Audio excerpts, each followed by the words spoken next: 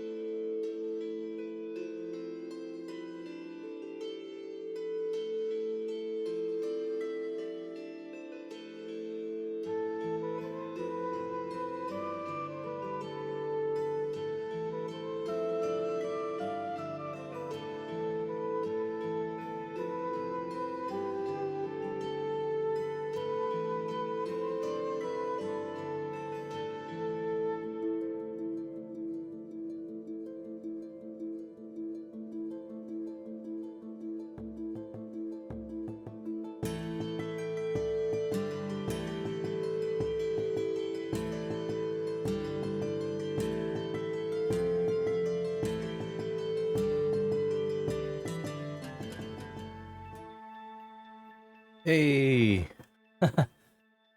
hi, Vessel. Welcome. Congrats on first. How goes? Uh, yeah. Hold on.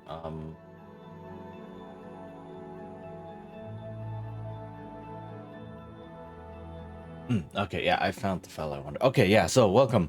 I'm late. But that's because we had to assess if there was any damage from the typhoon from yesterday. There wasn't really. Like, some bikes fell over. That's it. And then I had to make sure my mom was okay. Installing Civ City Rome. I think. Wait. I think I have heard of that one before. I mean, the name kind of makes it sound like a city manager, city builder slash manager, and specifically Rome or a Roman city. Right. Yeah. Dang. Okay. Okay. Sounds like a good time. I mean, I am very partial towards city builders and city managers. Came out in 06. Yeah. Okay, yes. So I think it is what I was thinking of. I was thinking of an older game. older, haha. I mean, '06 is almost 20 years now as well. So, dang. But yeah, okay, nice, nice. I hope you'll enjoy. Today, I was bitten by like 3 or 4 mosquitoes on my legs, and now my legs are itchy as heck. Oh my goodness! And one of them bit me on my little toe.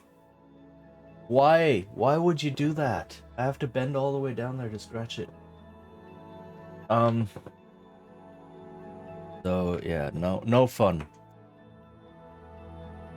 Very, very bad, no fun time. Okay.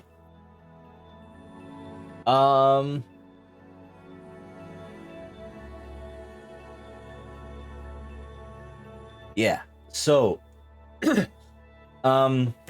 there is this thing called Naga Demon, which I think is an amazing name. Stands for National Game Design Month, or maybe Game Development Month, I'm not sure. Either one is probably fine. And it happens in November. So, in the wake of National Novel Writing Month, right, NaNoWriMo, showing that they do not care at all about creatives. So for those who don't know, NaNoWriMo became absolutely commercialized, became a brand, and when that happens, money starts becoming more important than anything else, because that's what capitalism does. And they were sponsored by a Gen AI company, a text Gen AI company. And as a consequence, the people who run National Novel Writing Month, yay, sarcasm, yes, people were obviously asking about, oh, how are you gonna deal with entries or people using Gen AI to write their novels, right? Do they count? What are you gonna do about it? And then the organizer said, yeah, no, Gen AI is perfectly okay. People will use it, that's totally fine, and it just counts as writing novels, the same as people who don't use it, who actually use the 30 days. And the whole point of NaNoWriMo is that a novel takes a long time to write, so you sit down, preferably every day for a whole month, to grind out words. And like that's the whole point. That's why it takes an entire month, right? It's not like I sit down for an afternoon, boom, novel. And then because they were sponsored by this Gen AI company, they're like, yeah, no, text Gen AI and such for writing your novel is perfectly okay. And then everyone just said, no, thank you. So there's been huge calls to boycott NaNoWriMo, no longer join it, no longer promote it, and a lot of other things have sprung up in its place. Right? A lot of decentralized more grassroots events. Right? There's like First Draft Fall that I saw pop up somewhere.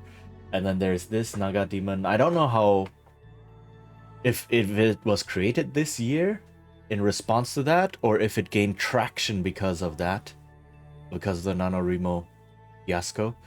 But in any case, I heard about it. And I want to join. I want to do it. So basically the idea is you create one full game, doesn't matter what kind of game. You create one full game in the month of November, and creating a game includes playing it at least once. Right? You play it and then you could write or talk about how it was, right? Do like a first play test, so to speak. And I've done things like this before, kind of. So obviously I'm gonna design a tabletop role-playing game, most likely. And I have participated in 24-hour game design competitions. Not like big official ones, but like from back in the early 2000s, mid 2000s, when everything was just when the internet was still spread over 20 million different fora. I joined those on those on those fora. No, for FORA. Yes, that word. My captions don't know the word. Okay. The plural of forum. And I mean, I won an award. Again, nothing official, just people saying, yeah, we judge this game to be most innovative, such. So that was pretty cool. So my thought was, now that I have 20 years more experience, could I create an entire game in the span of one stream? Which will be likely something like 5 hours, maybe? Could I do that? Create an entire game in one stream. I will probably start getting ideas before that and toy around with some ideas. But like putting everything together and getting everything down within this span of one stream, that would be an interesting challenge. I'm not gonna do it this stream, and I have to hold on. Let me see. Next week I'm still here. Yeah. I don't know if I'll do it next week. Because next week is a bit there's a bunch of stuff happening. I'll still stream, most likely. But I don't think I can devote that much time and energy into creating a game. So it's probably gonna be one of the last Fridays of November. Possibly the 22nd. But the idea is I create that game, and in the meanwhile, talk to some people and see if I can get one or two others to just play the game for an hour or two. I mean, if it's a game that I create within 5 hours or something like that, it's not gonna be a huge game that will take 3-4 hours to play. It's probably gonna be done in an hour, or you can play it in an hour. So that should be a lot easier to organize. Yeah, so that's the idea. So the idea is also I am going to be gone middle of November. I will be on a business trip. But I might, just to distract myself from all the work I will have to do, I might just start gathering ideas when I'm there. And then when I come back, design the thing. So yeah, that's the general idea. But today, this week, I am going to something else. First, I have to make sure that it gets captured. Okay. Now, we're here. Okay, so let me save as. The numbering, I think, is wrong. Because I number all of my save files for this, right? And I have 1, 2, 3, 3, 3, 4, 5. So something went wrong there. I will have to check that, but not now. Okay. So I did this 2 weeks ago, I think. This is my big ongoing project. where I was going through the main ideas of uh what I want the system to be about. Right. So it is OSR ish. It is inspired by OSR, kind of. So the idea here is, what is OSR? OSR stands for Old School Renaissance, and it is basically taking the style of play that came about from old D&D, original D&D, right? The version that came out all the way in the 70s, that was played in the 70s. And to look at, okay, what do those rules actually say? What kind of a game did that produce? And to try and recapture that feel of a game.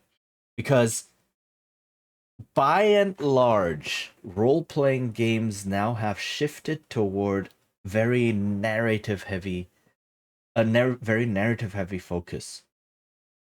It's not a bad thing, it's just an observation, right? Um, so people usually create one character that they then cherish and identify with for that campaign, and then the expectation is that you play through that character and you go through some sort of big story arc and character arc, um, and have a deep narrative story that is written by the GM to a certain degree, right? Plotted to a certain degree, which I think is problematic, but yeah. Um, and then you kind of play through, almost like playing through a big story intense TV series, right? Where you have a big myth arc, a big overarching plot that develops as you go on, and then the characters grow and develop, and the world changes, and so on and so forth, all that good stuff. And that is not how original D&D was played. Original D&D was instead that it you could see the wargaming roots in there. So original D&D was really just a downsized war game. Right? War game as in like Warhammer, where you have all of the figures and you have small armies and such moving around, and you have your battles. It came specifically from a game called Chainmail, which is a war game. And then some, I think Dave Arneson was the one who first had the idea. Possibly. Or there was a third person that I heard of like last year, whose name I forgot, who was also very, very influential, but who basically never gets credited for any of this stuff. So very ironic that I also forgot his name. um, but yeah, I think Dave Arneson was one of the first people, or the first person, to have the idea of downsizing the chainmail rules and saying, instead of every player running an entire army, or like at least like, I don't know what you call a battalion or something, right, against each other, everyone just plays one person. Everyone plays one unit, one hero unit, so to speak, with special abilities and such, and then you fight against a small group of monsters. And because you don't have big battlefields, he said, well, what about a dungeon, right? A typical underground dungeon. Well, it's typical now. Back then, it was probably just like, I need some area that is confined so that people can't just run away, right? Um, and so he thought, okay, some sort of underground dungeon. And that's how D&D came to be. So the expectation is that the dungeon is deadly, there's monsters that can kill you, there's traps that can kill you, the very dungeon works against you, and so on. And these rules were codified in Dungeons and Dragons, also then by Gary Gygax, who is the dude credited for most of this, which might be a little bit unfair. Um, and so essentially you are going in there, and the whole game plays like a puzzle game or like a challenge run. So the point is not necessarily a big overarching story with dramatic moments. That's not the aim of the game. The aim of the game is you send in these people into this dangerous environment, and they have to use their wits and luck and whatever they have on hand to overcome this environment. And and then hopefully get a lot of gold and come out and then get stronger and then go into a tougher dungeon and repeat. So characters dying frequently was a thing, and you had to be extremely careful with everything. There were no skill checks back then, right? So if you wanted to disarm a trap, it's not just like I roll, done. If you wanted to spot a trap, it's not also I roll, done. No, you actually had to do things like, oh, I use my 10-foot pole and just poke at the chest I'm trying to open, right? And like whack at it, see if there's any like a false bottom or something like that. And very gently lift it with my 10-foot pole without getting too close, right? And things like that. Or I pour water around the chest to see if it flows into any gap created by a pressure plate, right? Things like that. Because there were no real ways to check. And um and so it became a big puzzle game with character death being quite frequent, and the narrative, if there was any, was emergent. It was emergent. So, and that is very, I think that is the part that is really making people interested, right? Because the whole idea nowadays of the GM plots out a story and then the players follow along that story creates a lot of problems, I think. It is not a great way to prep the game or run the game or play the game. So the idea of you just throw problems at the players and then they try to overcome these problems, and a narrative is created in the process, aided by things like random generators and such, is very intriguing. And so there are a lot of OSR games that are being put out that try to capture this basic feel. Hey, Awkward Pain, how are you doing? Hello. How goes? I hope it's going a bit better today than it was the past week and such. But yeah, welcome. So we're talking about OSR games, right? Old school Renaissance role playing games. Um, I wish it was still not great at the moment. Oh no. I hope you'll be able to get through it then. That it'll get better soon.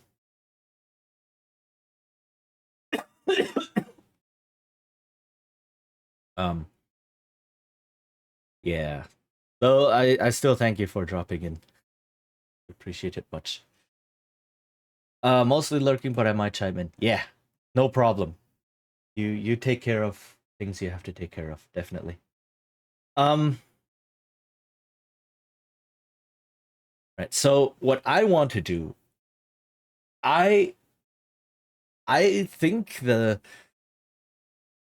idea of letting players loose, um, and to so there's a two-pronged thing I want to. Okay, this I should probably write this down. Um, can I write it here? So what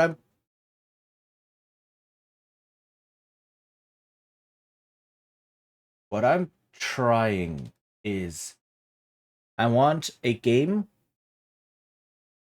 So if 1 point for one, I would like a game system, a game that how do I phrase this? That prompts the GM not to over prep. Right?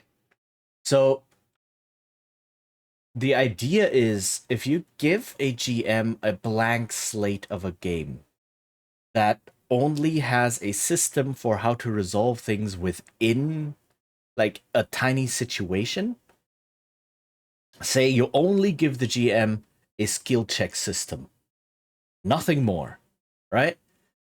And the only thing basically that does is if the player characters encounter some obstacle, you use the skill check system to see if they succeed or they fail. Done. If you give the GM only this, then you're not telling the GM how much to prep. Right? In either direction. The GM can just completely improv, or the GM can say, heck, I need to write a 500-page story for next session so that the players have something to do. And right now, as the hobby stands, GMs, I feel like, tend to err toward that latter method where they say, I need to prep for 8 hours for my next 2-hour session.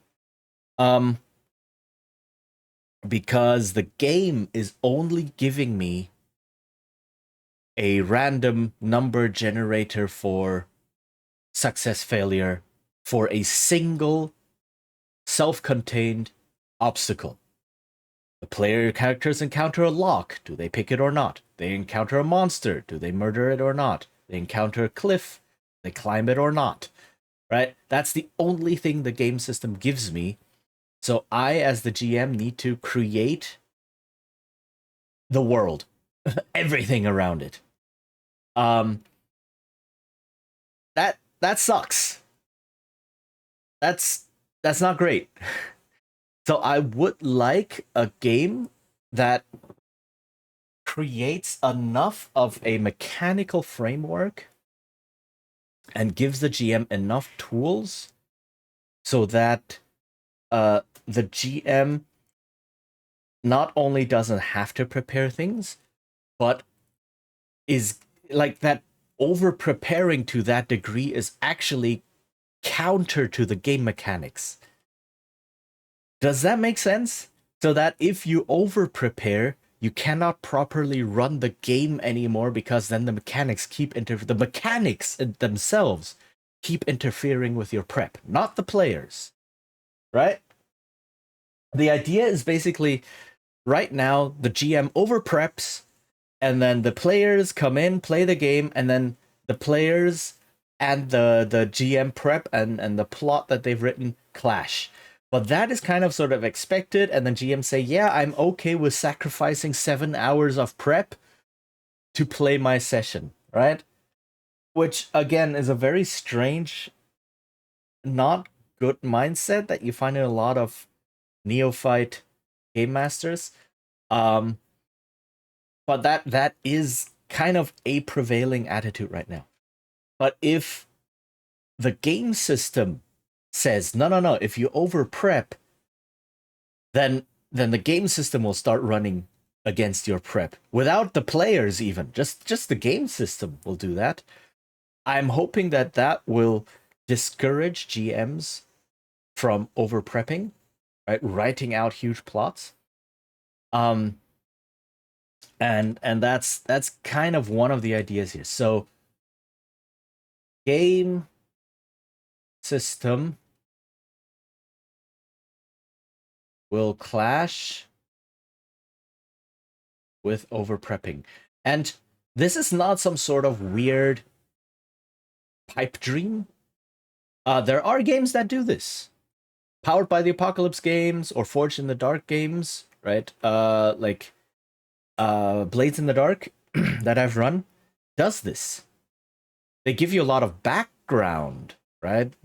Like, okay, if you prep, you want to prep the background, the setting it will take in, the major players of that setting, and so on. That will have influence in the story that the PCs will interact with, and so on. Sure, you prep the background, obviously, but you don't prep into the future because the way the game system is set up,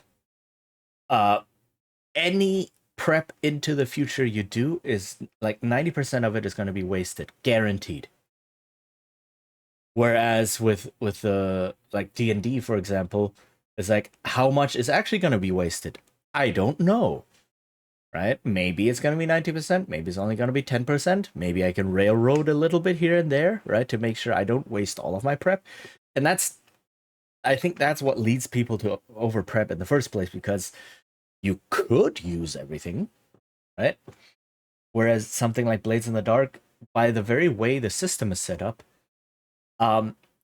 any extensive prep you do beyond, oh, this is how the world reacts to the players, and this is how the world does its own thing, and then the player characters come in, and then any prep you do beyond that will most likely be completely wasted by the time the dice hit the floor, hit the table, hit the floor, hit the table the first time.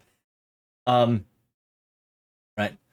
So the game system will do this by generating and prompting an emerging narrative. And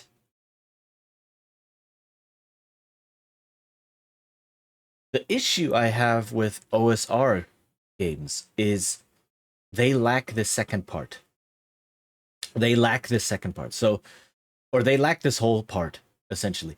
Like, the idea is that you get a lot of random generators, of course, for ideas, for inspirations, for when you need things right now in the game, and that is really awesome. Some of the games have amazing random generators for all kinds of things. But they lack a way of prompting the emerging narrative. They lack a way of guiding and helping players and the GM when they need it. And so when you play an OSR game, you tend to need experienced players and an experienced GM, at the very least, who can spin a story out of what is happening, and where who can react to like this open-endedness of the game. And so it can run into a lot of the same problems that modern D&D does in that regard, right, that I was talking about. And I look at that and go, okay, I like the atmosphere that OSR games are trying to evoke. And I like how it does a lot with very little. Right? So it's not like, oh, players don't build their characters, for example. It's very easy and natural to just fit in like character growth that happens from the story. And it's relatively easy to have simpler systems that can still have a big impact, right? Like what I was talking about, the item management system, where every item that you bring matters, or every item that you choose to bring, right? is an important choice and such, and this is mechanically supported. Um, so I like what these games are doing, the OSR, but then on the other hand, it's like I also see that they are often so loose that they rely a lot on a very capable game master who can make snap decisions, who can improvise, who can adjudicate, and so like it requires a lot out of the game master. From the games I've read. So I look at that and go, there are other games that give the game master really, really good support. And I would like to include some of those systems because hey, game design has come really far. Why not? Um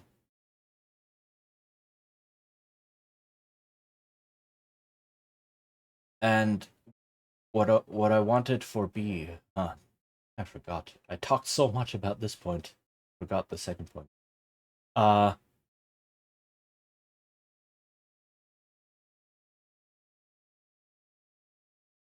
One that prompts the players.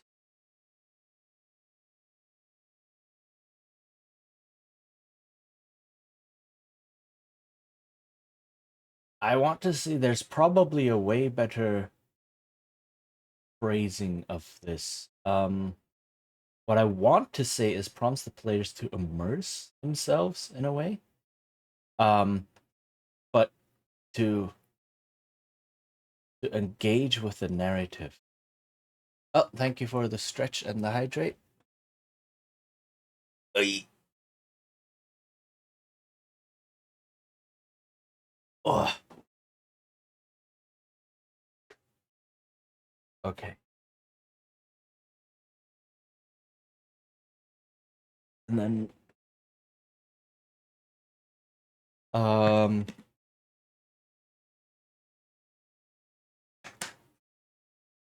like what do I mean by that?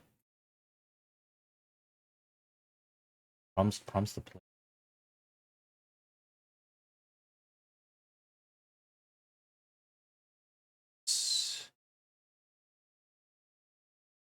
I moved it?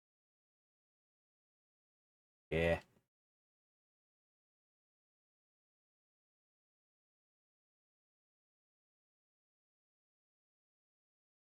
Ooh.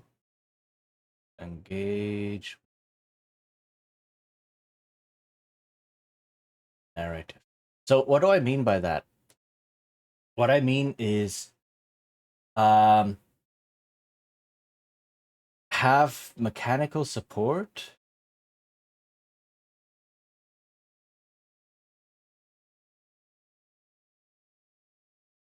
for like intangible traits. I'm gonna call them right now. There's probably a better way to word this. But things like your character motivation, your character background, your personality things, traits, etc., etc. Um, which in many, many games they just say, "Oh yeah, it would probably be cool if your character had these," but then that's where it stays at. Wouldn't it be cool? They don't do anything with it afterwards, really. Like in D&D, you get, oh yeah, come up with like your personality traits and your bond and flaw and ideal and all that, and then what do we do with it? Eh. I mean, yes, there is a mechanic tied to it, but the mechanic feels like a very, it's it feels like some thing that happens to be taped to the outside of the game, right? Um, that is very often forgotten and not really impactful enough. Um, so I want something like that. This is the narrative game part.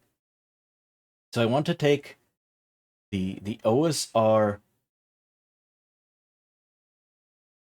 simplicity, I guess, and the mood, and tie it with various narrative mechanics to help create a game that helps guide the GM and the player. That's the main point. Okay, so this was the the thing we had so far.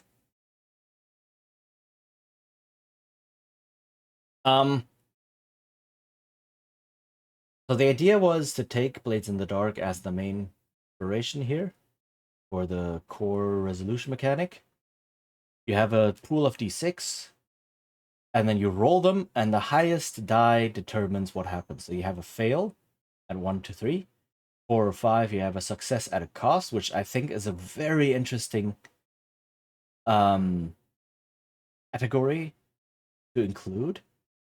And then at 6, you have a success. The reason success at a cost is so interesting to include and so vital in many ways is because it is another way to prompt or remind people to not have a null result. What is a null result? That is... Uh-oh, did my captions die?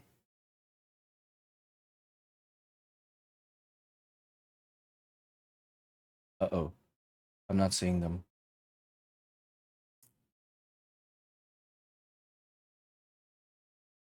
Hey, hello? Captions?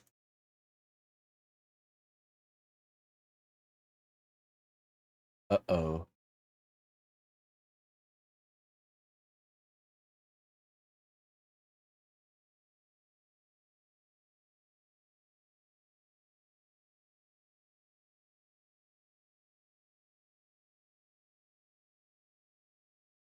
Hello?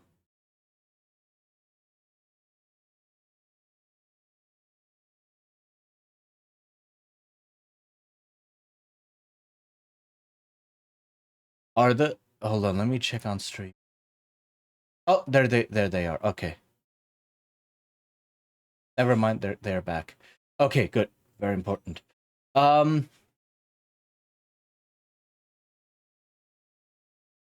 Okay, so yeah. Where was I? Right. So the null result means that and many games have that, partially also because players do this, or the table does this because they haven't learned otherwise, which, not their fault. Which is, if you try to do something, overcome some sort of obstacle with a skill check or whatever, and you roll and you get the two outcomes, success, failure. If at a success, you do what you want and the game continues. At a failure, nothing happens. Nothing happens, and that is a null result. Right? And a null result is not interesting. It's like a lot of games try to weasel their way out of it by saying only roll the dice if two conditions are met. A, success is uncertain, and B, failure has consequences, or failure is interesting. Right?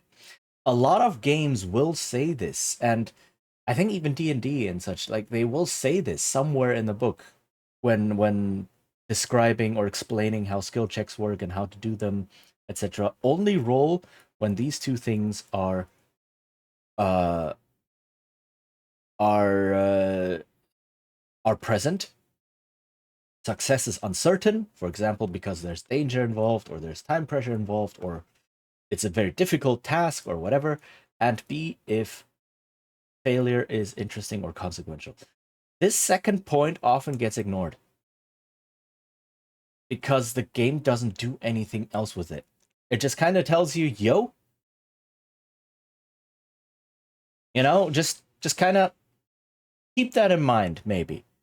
And then people roll, and then it's like, oh, you failed. I guess nothing happens, right? You didn't do what you want.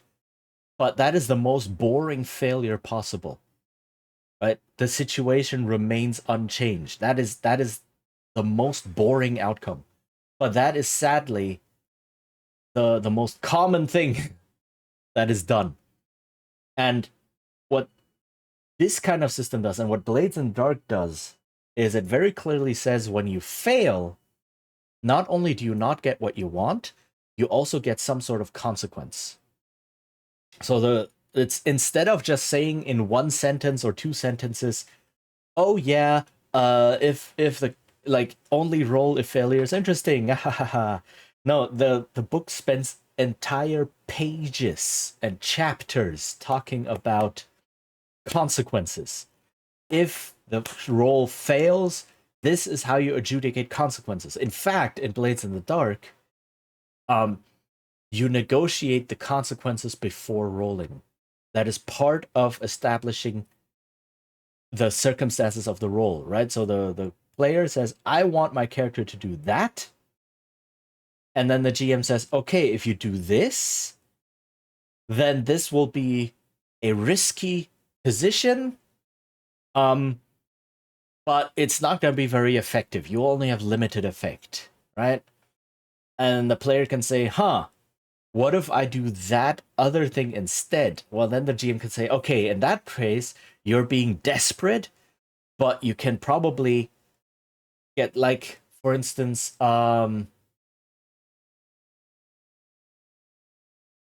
you are surprised by some enemy, right, in a house. And it's like, oh, can I quickly throw something at his face and run away? Then the GM is like, okay, sure, that's a risky move. It's not super good, not super bad. But you just throw something at your face. The guard is not gonna like be stunned or anything by that. He'll start chasing you right away. So it'll only be limited effect. You're not really gonna get any a good head start. Right, so the player can go, okay, but I really, really don't want to deal with this guard. Can I shove him out of the window? Right, then the GM can say, okay, now that is that is definitely desperate. Right, you are doing something something wild, try and get an advantage, but you shove him out of the window, he's not your problem anymore, and then you can start running away.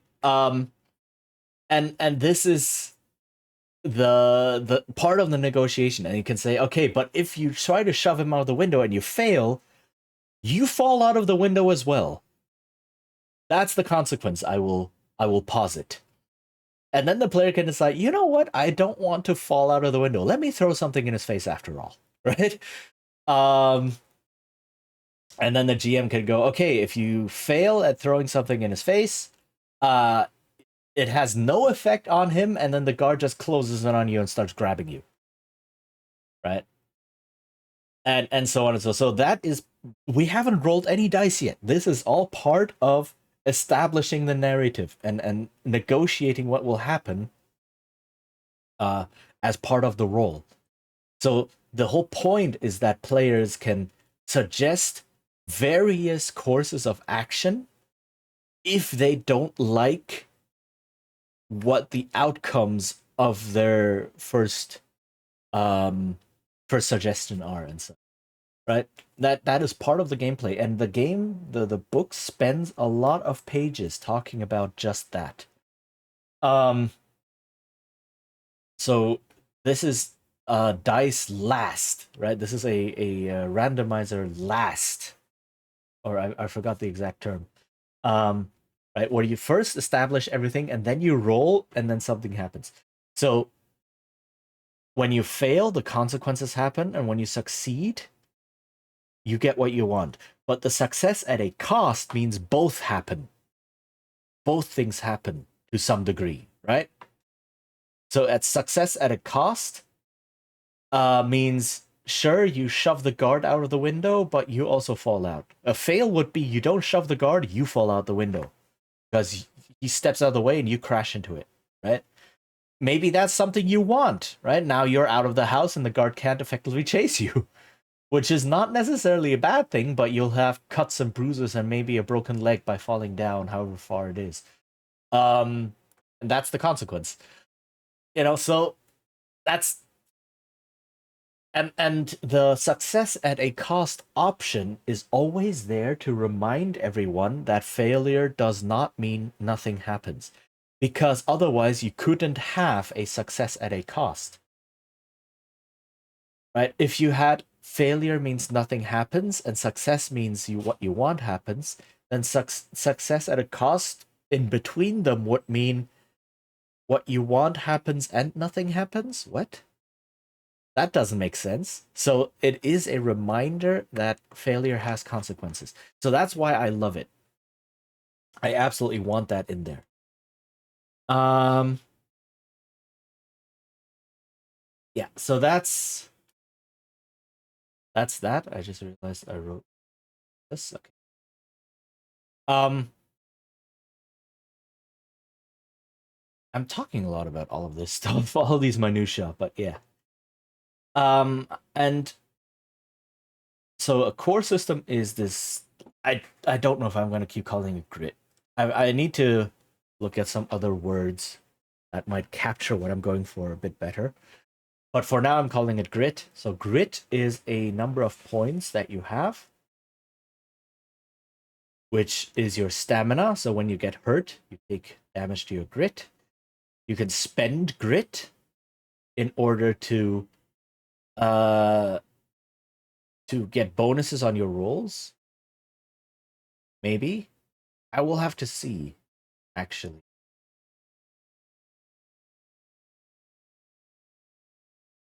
Just yesterday, I read something on Blue Sky from another RPG creator that is giving me some ideas. I will have to think about that. But also your grit, the amount of grit you have is your item slots that you have. So anything you carry comes in here, and if your grit falls below how many items you are carrying, then you go into deprivation of some sort. And also any injuries you have to fill item slots. So the more you go out and the more injured you are, the less you can carry or the less available grit you have. Depends, right? And how you determine what your dice pool is you have tags, right? For describing your character, and then you pick whatever tags fit. This is the one part of the engage with the narrative idea, right? You pick whatever tags might fit, and that's how you build your pool. And the idea is to also have stats as possible limiters. I'll have to see. Okay. Um, I see now. So I've been thinking there are possibly some other systems that I need to do, right? Game structures. That's the word I was looking for. And this deprivation system. So let's go with this. Reminds me of Monster of the Week. I've never played it, but I wouldn't be surprised because Monster of the Week is based on Powered by the Apocalypse. It's a Powered by the Apocalypse game which runs very similarly. So Powered by the Apocalypse is even tighter.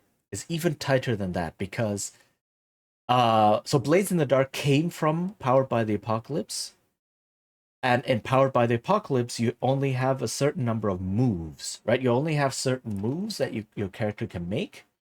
And every move has very strictly defined parts to it. So it has a trigger of when this move comes into effect, right? When this happens in the narrative, then this mechanic hooks in and gets activated. And then you roll, and you also have the three outcomes, right? Success, success at cost, or partial success, depends on what they call it, and a failure. And then the same idea, right? It says, oh, if you succeed, you get to do this and this. If you succeed partially, you only get to do this and this. And if you fail, this and this happens instead. Or it depends on how they phrase it. Sometimes it says, if you fail, this and this happens. If you succeed partially, only this and this bad thing happens. And if you succeed, you get to do what you want, etc., right? Writing moves for a Powered by the Apocalypse game is an art unto itself. And how good or bad a game is largely depends on how well the moves are written, right? So, Dungeon World, for instance, is not that great because the moves aren't that great. The moves aren't well written. Uh, Mostly. Okay. But yeah, it is a lot like Monster of the and then Blades in the Dark basically took that idea, that basic system, and said, well, instead of having fixed moves, we impromptu create a move every time a player wants to roll. And that's the negotiation part of Blades in the Dark. Right? That is the part where we say, okay, if you want to do this, you fail, this and that happens. If you succeed, this and that happens, and so on and so forth. Um, and that is creating a move on the fly in this narrative situation. Right? Okay, so let me put something here using grit.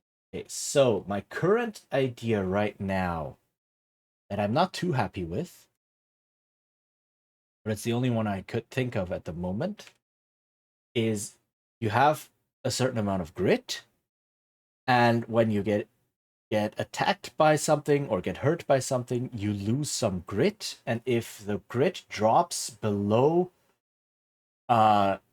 your filled item slots, then conditions apply, so to speak, right?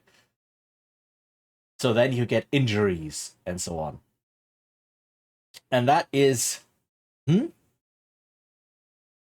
depends on a lot of it depends on the factor of like, oh, I have to make careful timing, right, of this system, as in like what would prevent a player if they are like one grit away from being over encumbered and then taking injuries, what prevents them from just spending their turn dropping all of their items and then they suddenly have more points, and then at the end of the combat they're like, okay, I take a breather, recover a bit of grit, and then I pick up all my items again. Ah ha ha ha, no injuries, right? um so I was never quite happy with that system. There's never that was um it depends on this very arbitrary limitation of you lock in the current state of the character and then you apply grit damage, so to speak, and then afterwards you check, oh, are you injured or not. And it's very limiting and arbitrary, and it also makes injuries very unlikely. Such, and I don't want that. I do want injuries to be a thing. But this suddenly becomes a system that can absolutely be gamed in such a way, and I don't enjoy that. So there was another idea that I read on Blue Sky about how to use stamina system, and this is essentially a stamina system, right? And that is using stamina or using grit to defend. And this is something I didn't know how to implement, even though it exists in Blades in the Dark. Um, Ads are going to run in a minute, so I am not going to go into that right now. I will just write it down and then I will explain it after the.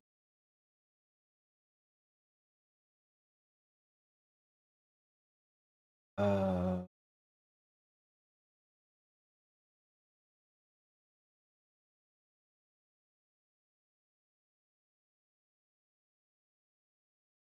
Rolls spend.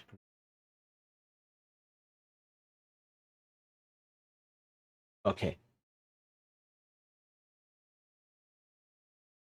Oops. All right. Yeah, the ad is gonna hit in a couple of seconds. I need to go to the bathroom. I will turn on words on stream.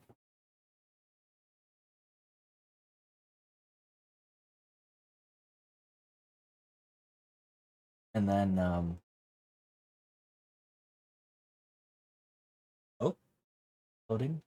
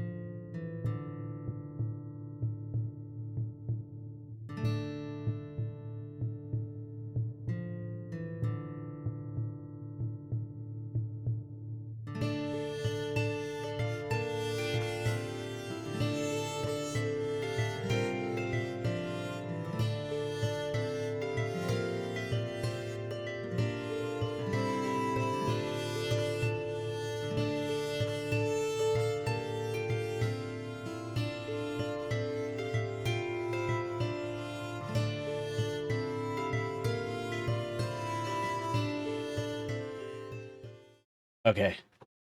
That's so much for that. Okay. Uh yeah.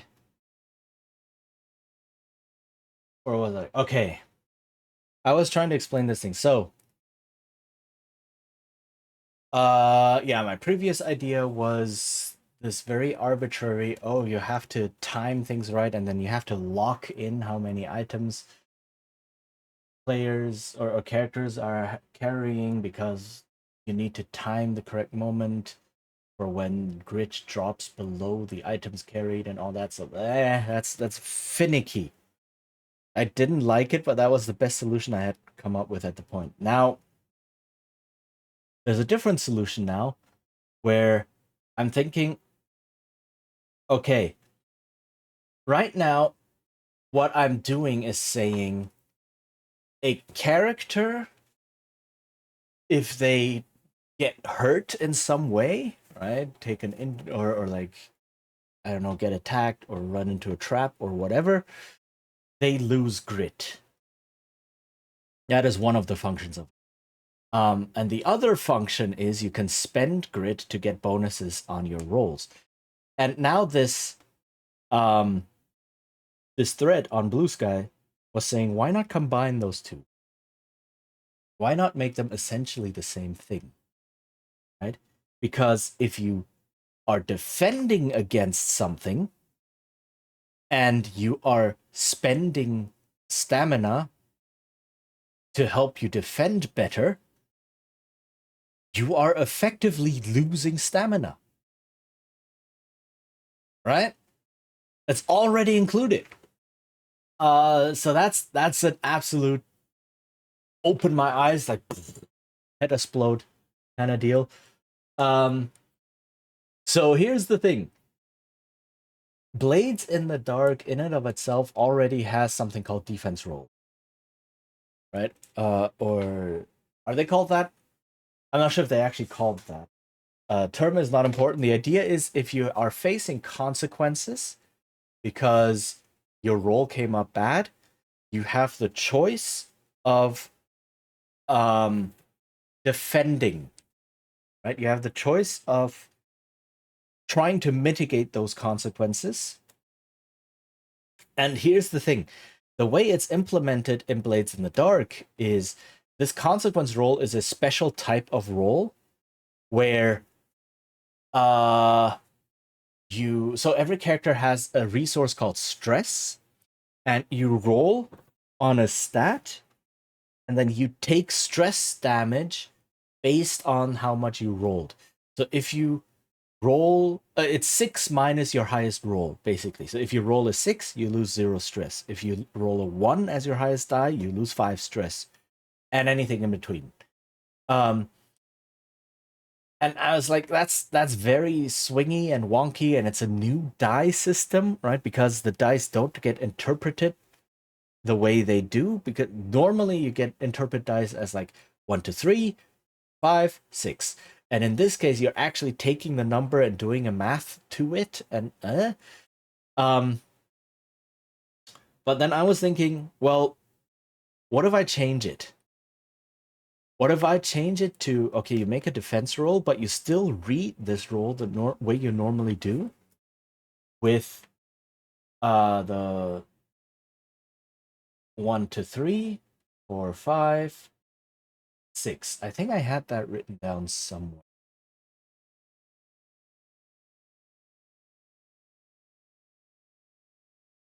Yeah, here. Oh, resistance roll is what it's called. It's right here. I already wrote that down. Haha. Um. So, right. So there's 1 to 3 is you get 2 injuries or 2 conditions. Let's call them conditions to be a bit more broad. So condition doesn't have to be a physical injury. It can be something like afraid. It can be something like exhausted. It can be something else, right? Or it can be you lose an item breaks of some sort. No condition. And then even with a crit where you get 2 sixes is recover crit. So I actually already had that. Haha. Um in here as an idea, but like I didn't realize what I was doing here. So the point of this is using grit on resistance roll. Resistance roll equals losing grit from consequences. So instead of a consequence or injury or whatever being like you lose one grit, uh you have the choice of spending grit in order to prevent worse things happening to you, right?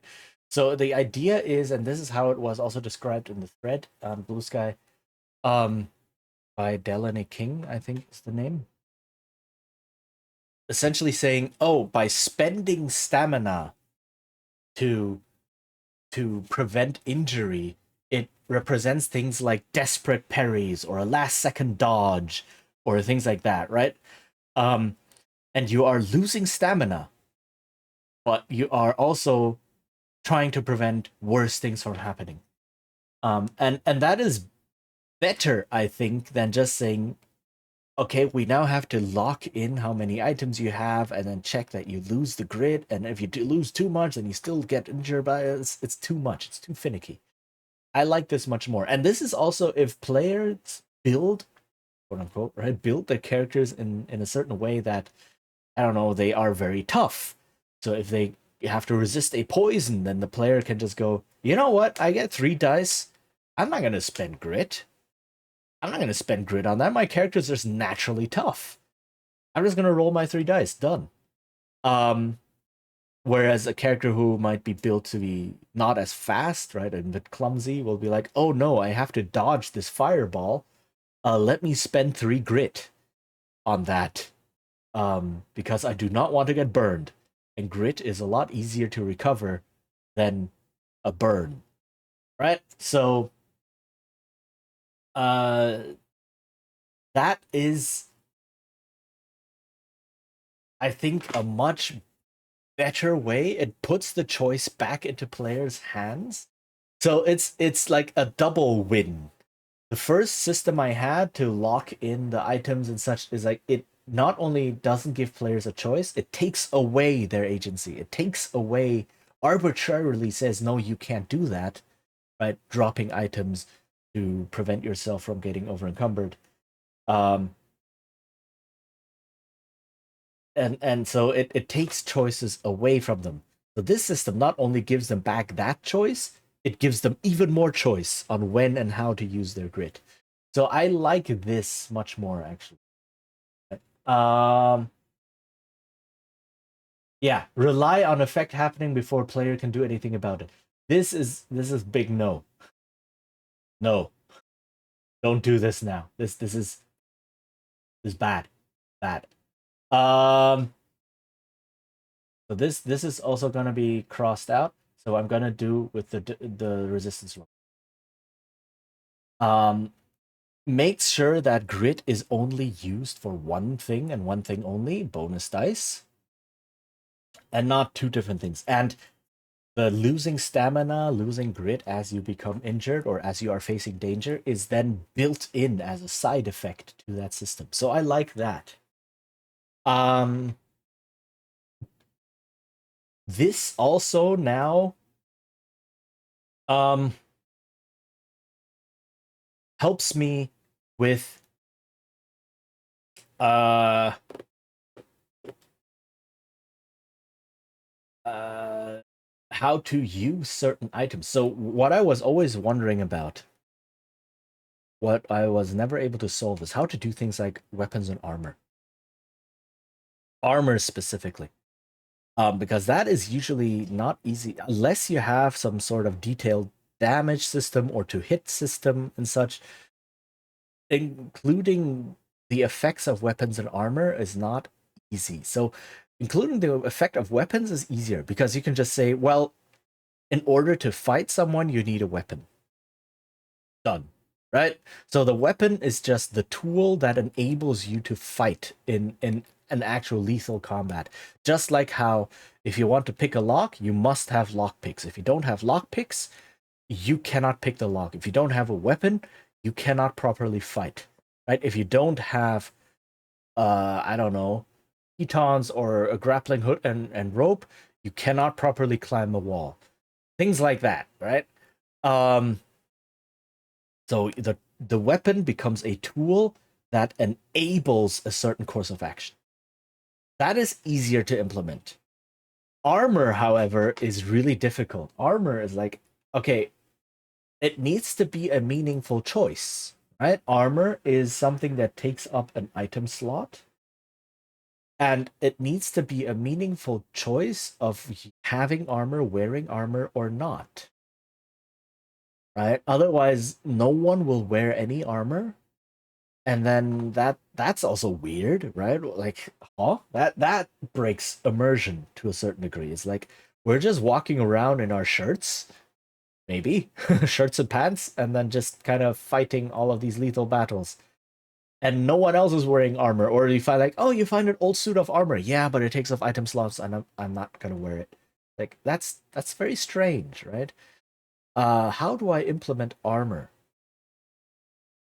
And this Blades in the Dark also has an answer for that I could use. There might be other ways to do it. So essentially, armor is a way to have extra injury slots, so to speak. So if you are wearing armor, depending on how it could have different grades of armor, right? Light, medium, heavy, or so on, and they could have different slots. So let me go. eh, Oh, armor. Okay. So you could have something like uh various slots of armor, and then if you would take an injury, you instead mark one of these, and you don't get injured. Your armor gets damaged, but you don't get injured, right? And then maybe during a rest, you can use something like an armor repair kit to repair your armor. Uh, but it's much easier to get rid of than an injury, right? It's much, and it doesn't debilitate you. Like even if your armor has like 2 slots filled or something, you can still say, "Well, I'm not injured." Right? If I go back to town, I don't have to heal these injuries. And repairing the armor is something to do very quick. And if your armor gets fully damaged, then you say, okay, this is now busted. And then new armor that you find on your adventures becomes valuable loot because you're saying, oh, my armor is busted or my armor is really damaged.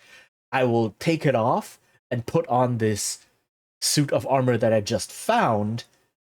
And that might be fresh or that might only be partially damaged, right?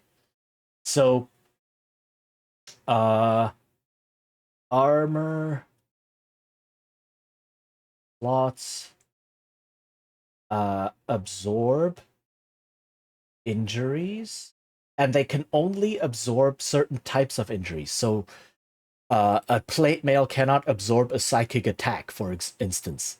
But maybe you can have magical effects or other training or so where it gives you a special type of armor that can absorb conditions that are not physical injuries, right? Maybe you have a spell that shields your mind and it acts as armor for your mind. So if you get hit psychically, you can use that to absorb it, right? So that opens up that this is a good system, I think, that opens up a lot of different possible other subsystems. Um, fresh armor in loot becomes valuable, right? Just like how like there are other systems that you can use for tools, for example, especially weapons. There are some games, some OSR games because the whole idea is you're constantly finding new things, and you go through your equipment, right? Your equipment is just tools, and if it can help you, then you will use it, and you will sometimes lose it and gets destroyed or so, and you're constantly finding new things in the dungeon. So there are some OSR games that have a system like, if you are attacking someone, you can choose to attack so hard that it breaks your weapon, but then it deals extra damage, right? And that is an idea of, oh, I want to kill this dude quickly because he's dangerous and I will get murdered if I don't. So I'm willing to sacrifice my weapon to quickly dispatch this person, this monster. And then I either have a backup weapon or I will find a weapon, or maybe this monster was carrying a weapon, so I will just take that one, right? So that's the idea. Or it's like, oh, lockpicks, I will break my lockpick in order to quickly pick this lock. Like, I don't care about my lockpicks. I'm just gonna jimmy this lock real quick. Or maybe I break my lockpick so that lock can no longer be relocked, or that it is completely busted and cannot be picked anymore or open anymore, right? Anything like that. So you can sacrifice your tools, and weapons and armor are just tools. Um, to uh to help you with your checks. And this is how magical weapons and equipment can come in. So magical equipment or fine masterwork equipment and such can just be additional tags, right? So when I said, oh, how do you determine how many dice you roll? Well, you collect tags from your character. Maybe your character is trying to bash in a door. Well, that means they can use a strong tag if they have that, and then get a die. Maybe they have a magical hammer, right? And then that magical hammer will also give them one die to bash in something, and so on and so forth. Um, so it's a lot of unified systems. Right? I have this up here, game structures and the systems. The more unity there is, the more same things just work the same way. I think the clearer it becomes, the less mental load just dealing with these subsystems becomes. So if weapons suddenly behave completely differently from tools, and certain types of tools behave differently from other types of tools, is like a in D&D, for instance, a weapon is different from thieves tools, which is different from a normal hammer, right? So you actually have three, maybe four categories of tools in D&D. And you need to know that these exist, and then each type of tool has its own subsystems and stats to take care of. That's a lot of mental load, which works maybe in D&D because of the focus of the system. But in this game, I want it all to be the same thing. So I say a tool, just a normal tool, enables a course of action, and if the tool is special, then it can give you a bonus. And that's it. Weapons are tools, thieves tools, lockpicks are tools, torch is a tool, a hammer is a tool, a rope is a tool, etc., etc. Um, so it all works the same way. Yeah, so I am liking this system. I will still have an over encumbrance system, so players can still choose to carry more items than they have grit, but then they become over encumbered. And that does things. Um the One Ring does that. The One Ring by Free League. I may look to them for inspiration, or I may see what fits. So maybe if you are over encumbered, you just get, like, their system I think was you get your die rolls, your skill checks become less good, or they cannot crit anymore. Uh, and when you rest, you don't recover as much endurance, and so on. Like, I'm not exactly sure what that all does, but I can see. And the idea here of having conditions also means that this is a dial the GM has, right?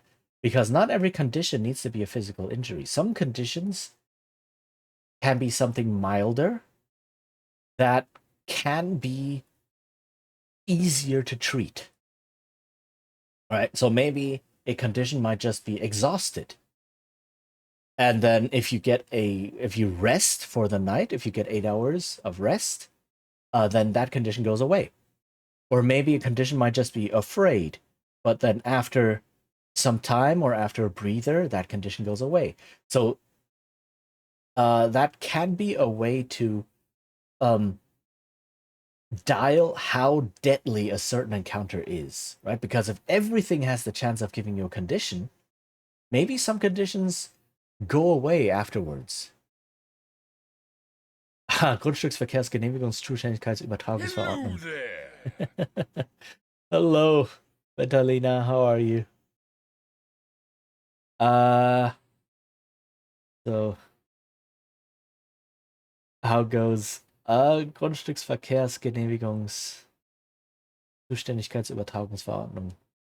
So the policy of transferring responsibility of the permission to have traffic on a piece of land? I guess that. But yeah, German very, very notorious for building long words. But yeah, I hope you're doing well, Vitalina. Um, we're doing more game design, and I think I'm making good progress. I'm finding a lot of things that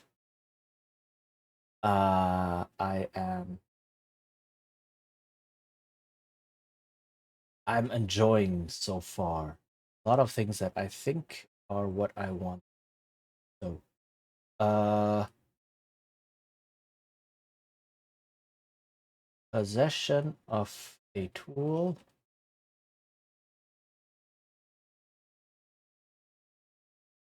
enables action, and then fine or magical tools work as tags. So your sword plus one would act as a tag, and then you wouldn't have like, oh, it's a sword plus one, a sword plus two, a sword plus three.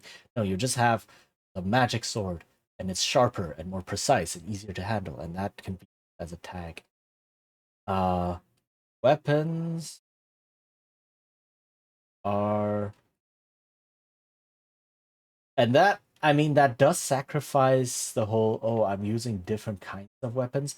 Maybe there's a way to include that somehow. I'll see. But for now, it's not as important. Whether you're using a great sword or a dagger or something doesn't quite matter.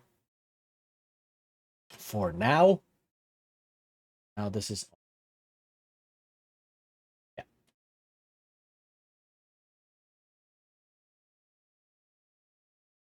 this. Nope. Eh.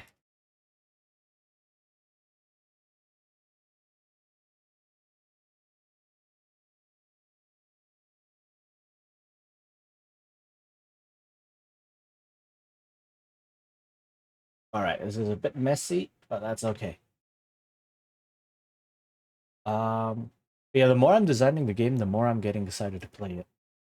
And I think that's a very good sign. Right. Game structures. So, I've been putting this off for a long time.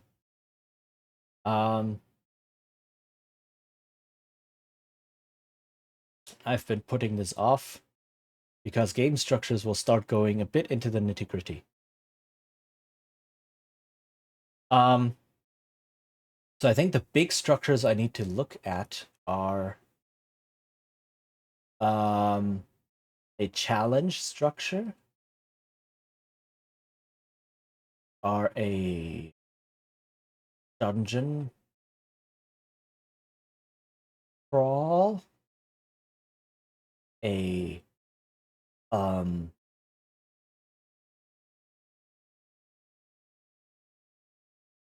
a hex crawl,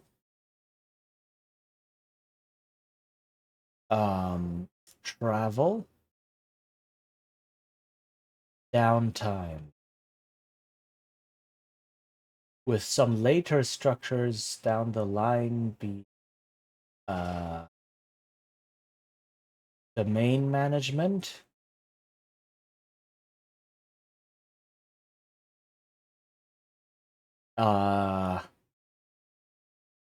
and things like character training, which is kind of sort of part of downtime, but that could use its own thing. Also, because I am absolutely mad, I want to look at, for the challenge structure, I want to look at the Digimon trading card game. Do I have that somewhere?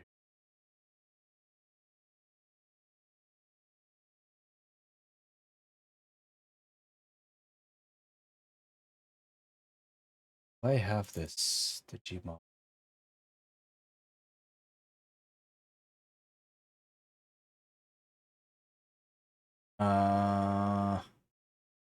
The reason being that the Digimon trading card game does something very fascinating with I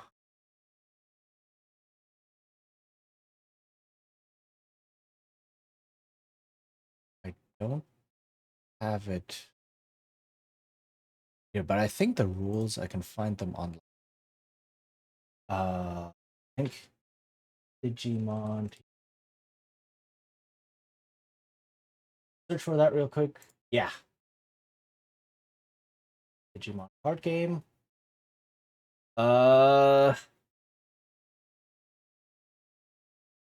Digimon card game glossary, comprehensive rules, official rule manual, and then the comprehensive.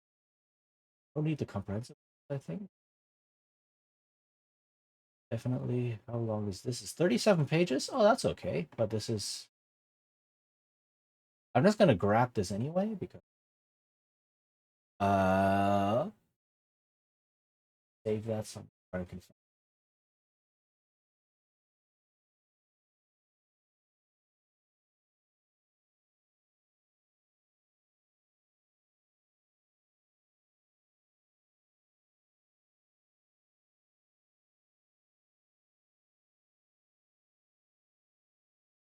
I'm okay. I cannot put my hands on my tablet while I'm typing my computer.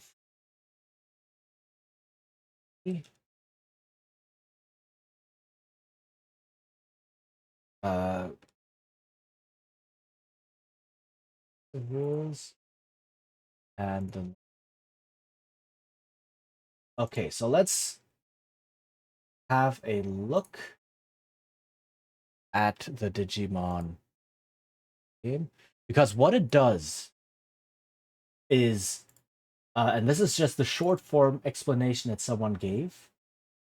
How many things you can do per turn, or how many resources you have per turn, to play your cards, etc., depends on what your opponent did on their turn.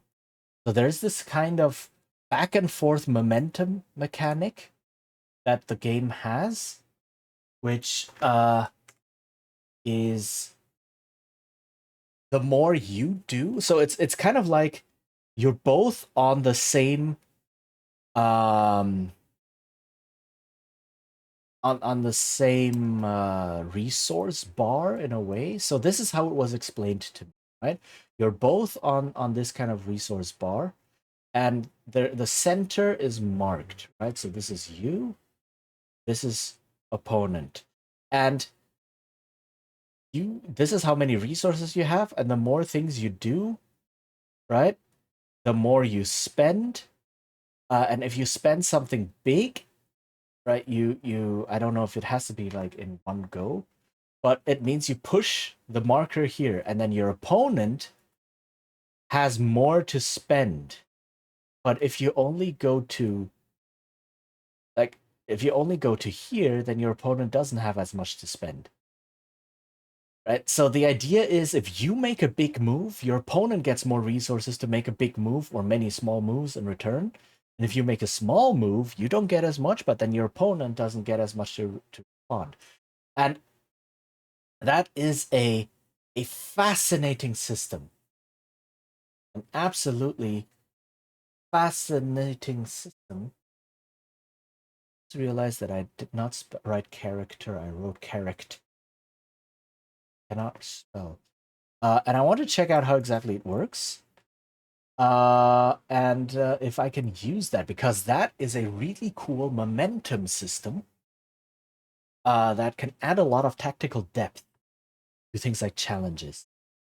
So if the GM opens up with a really tough challenge, then the players get a lot of resources to use. And if they do a lot, then the challenge strikes back and such.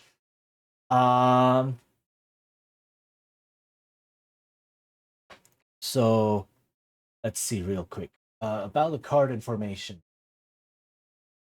Digimon cards, yeah. Play cost. Okay, so there's play cost as number. I'm seeing 8 and 3. Digimon power, that's the attack power, Digivolution conditions, effects level, Good.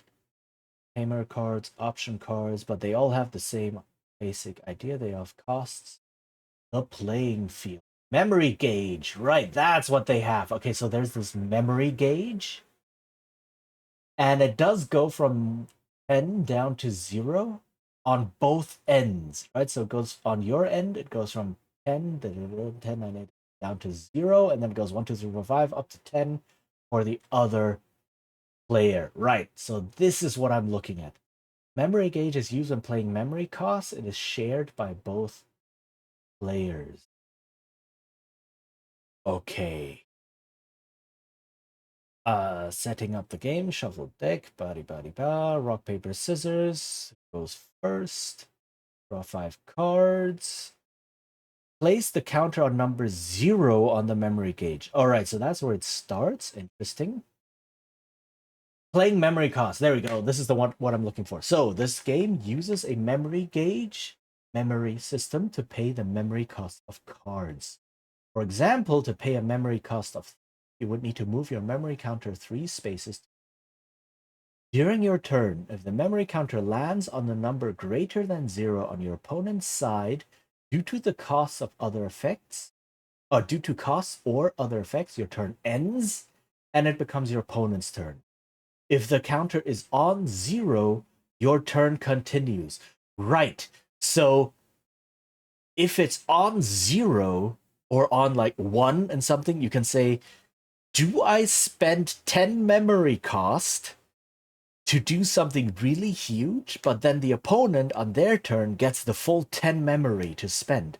Or do I just spend 1, push it onto 1, and then the opponent doesn't get a lot to use? Right. After all effects are finished activating, your opponent's turn begins. Right. Neither player can have more than 10 memory. To pay a memory cost exceeding 10, you must be able to move the memory counter that many spaces. Right, so you cannot actually pay more and just say it moves up to 10 and that's it. That is also a hard limiter of how much you can spend. For example, you won't be able to play a card with a memory cost of 13 unless you have at least 3 memory. Because that means it goes from 3 to 1, 0, that's the 3, and then from 0 up to 10, that is the rest 10. If you don't have that much, you can't play that card. Right. So not giving the opponent a lot of memory also means they cannot play big cards. So that seems a very simple system. And it fluctuates over the course of a match. And it also determines when your turn ends. Your turn doesn't end when you're out of actions to do or when you want to end it. Your turn ends when you've spent all the memory you have. This is a genius system. I love this. And I want to use this. Attack flowchart. Yeah, I'm not. He's passing. If there's nothing left for you to do on a turn, you can pass the turn to your opponent. When you pass your turn, the memory counter automatically moves to 3 on your opponent's side, regardless of where it was before passing. Right, so you can pass, and then your opponent gets 3 memory. Okay.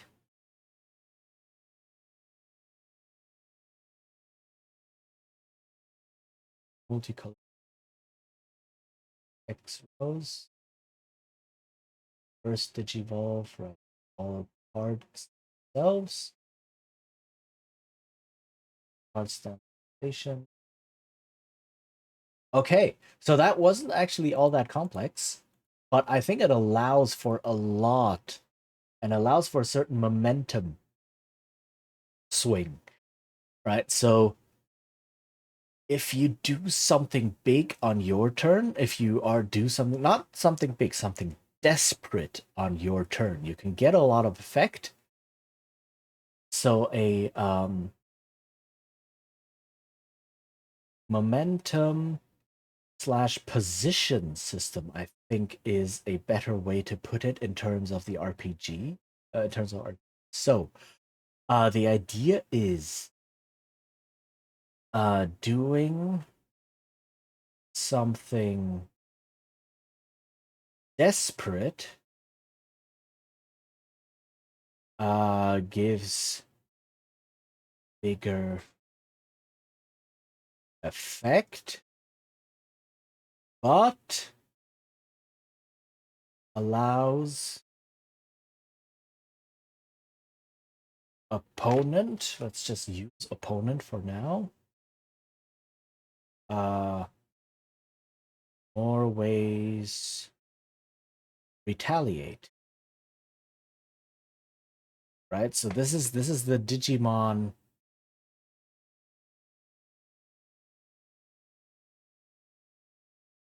memory counter. Memory gauge. Right? Doesn't matter. Okay. So you have this position gauge, and then you can say, oh, I really want to do a big thing to quickly finish this off. Right? So maybe in the long term your position improves, but right now it gives the opponent more options, more resources. And a momentum might be this overall. So you trade position for momentum. Momentum might be this overall bonus that you get, right? And this gives players the option of either playing it safe, you don't get a lot of momentum, but also each round is safe, or you say, no, we have to go all out right now, and then we get more momentum later. This is something I want to look at.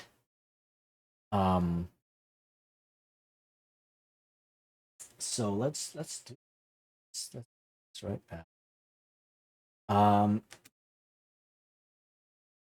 Because I do think can be a so the position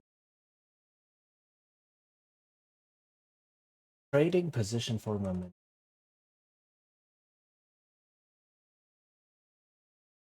Trading position for momentum.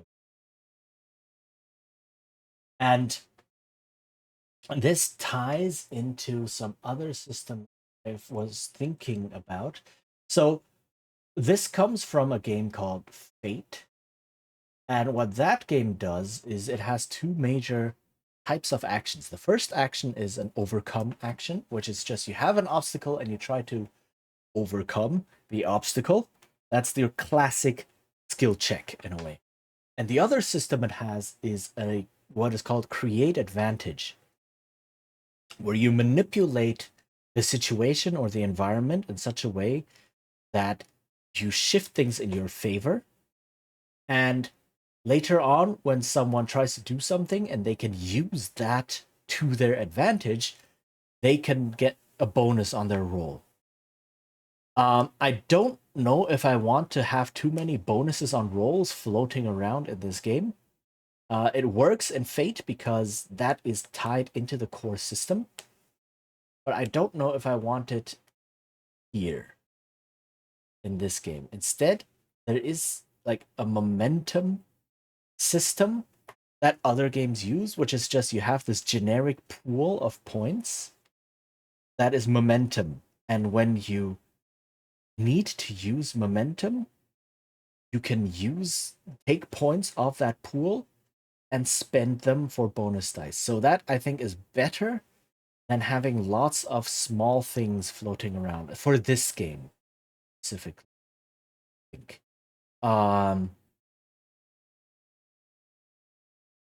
It becomes more applicable, and it works in Fate because Fate is extremely narrative, and these aspects that you create with advantages are all over the place, and they're tied into the core game. But it's not tied into this system, so I cannot use that one-to-one. So the idea would be have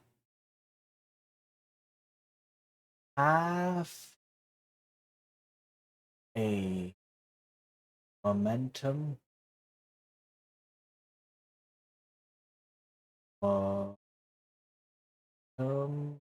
pool, right? A shared momentum pool.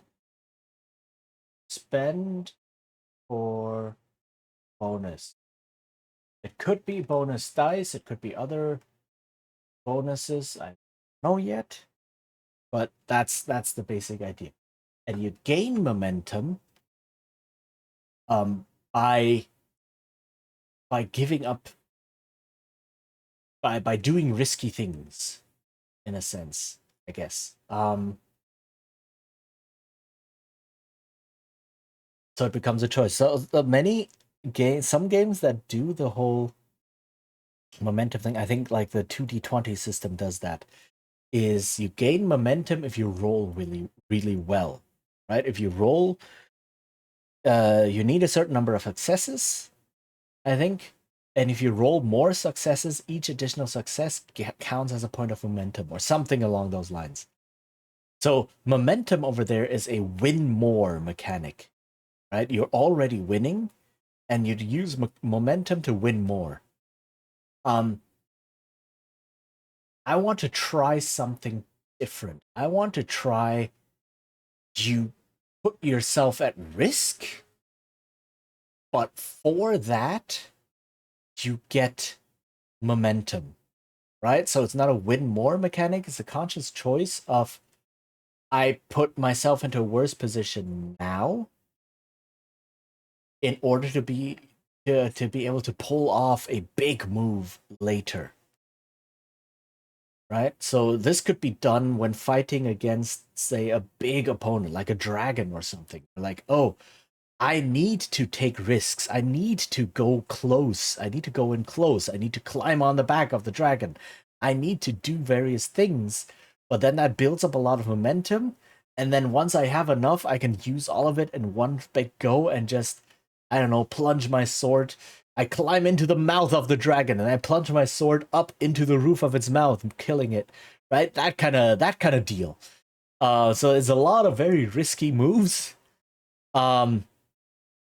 But then you get to pull off these big finishers or these big stunts because of the momentum you've built up. That's what I'm envisioning here, right? Like, why else would you climb onto a dragon and go into the mouth of a dragon if not to pull the big stunt of plunging your sword into the roof of its mouth? Right? That this enables this kind of deal. So I'm thinking this could be a good challenge method, and this also uni- universalizes. Is that a word? The caption got it. Okay, so I don't need a combat system if I have a momentum system, because I can just reframe combat as a trade for position and momentum and a back and forth like that. So I want to see if I can create a combat system that isn't just I hack at every single other person or every single person at the other side until they fall down dead, right? That is a big just rolling down the numbers, right? It's a big fight of attrition, and all it is oh, the enemy in total has like 2000 HP, spread over 5 monsters, and all I'm doing is just rolling down the numbers before they roll down my numbers. That's what it comes down to. Oh, hey, Ren. 3 stream streak. Oh my goodness. Hello, hello. Thank you for that. How are you doing? How goes? Nice to see you here. Uh yeah, I hope you had a good week. We are doing a lot of RPG design, and I'm just talking about 20 different games. I'm kidding. Right? But yeah, welcome, welcome. How are you? Um, Currently designing a combat system that is not a combat system.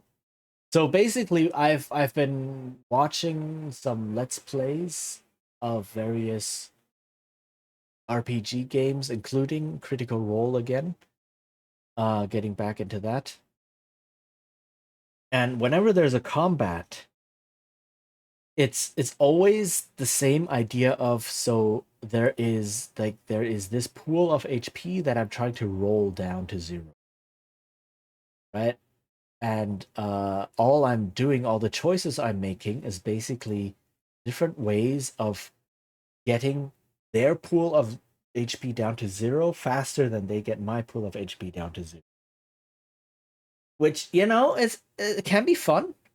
It's tactical fights and such, but I don't want that in my game. It's my game, I get to make the choices. Feeling good, relaxing, snacking on a carrot. Ooh, that sounds delicious. Actually, yeah, I'm in to see if I can find some snacks. Bit.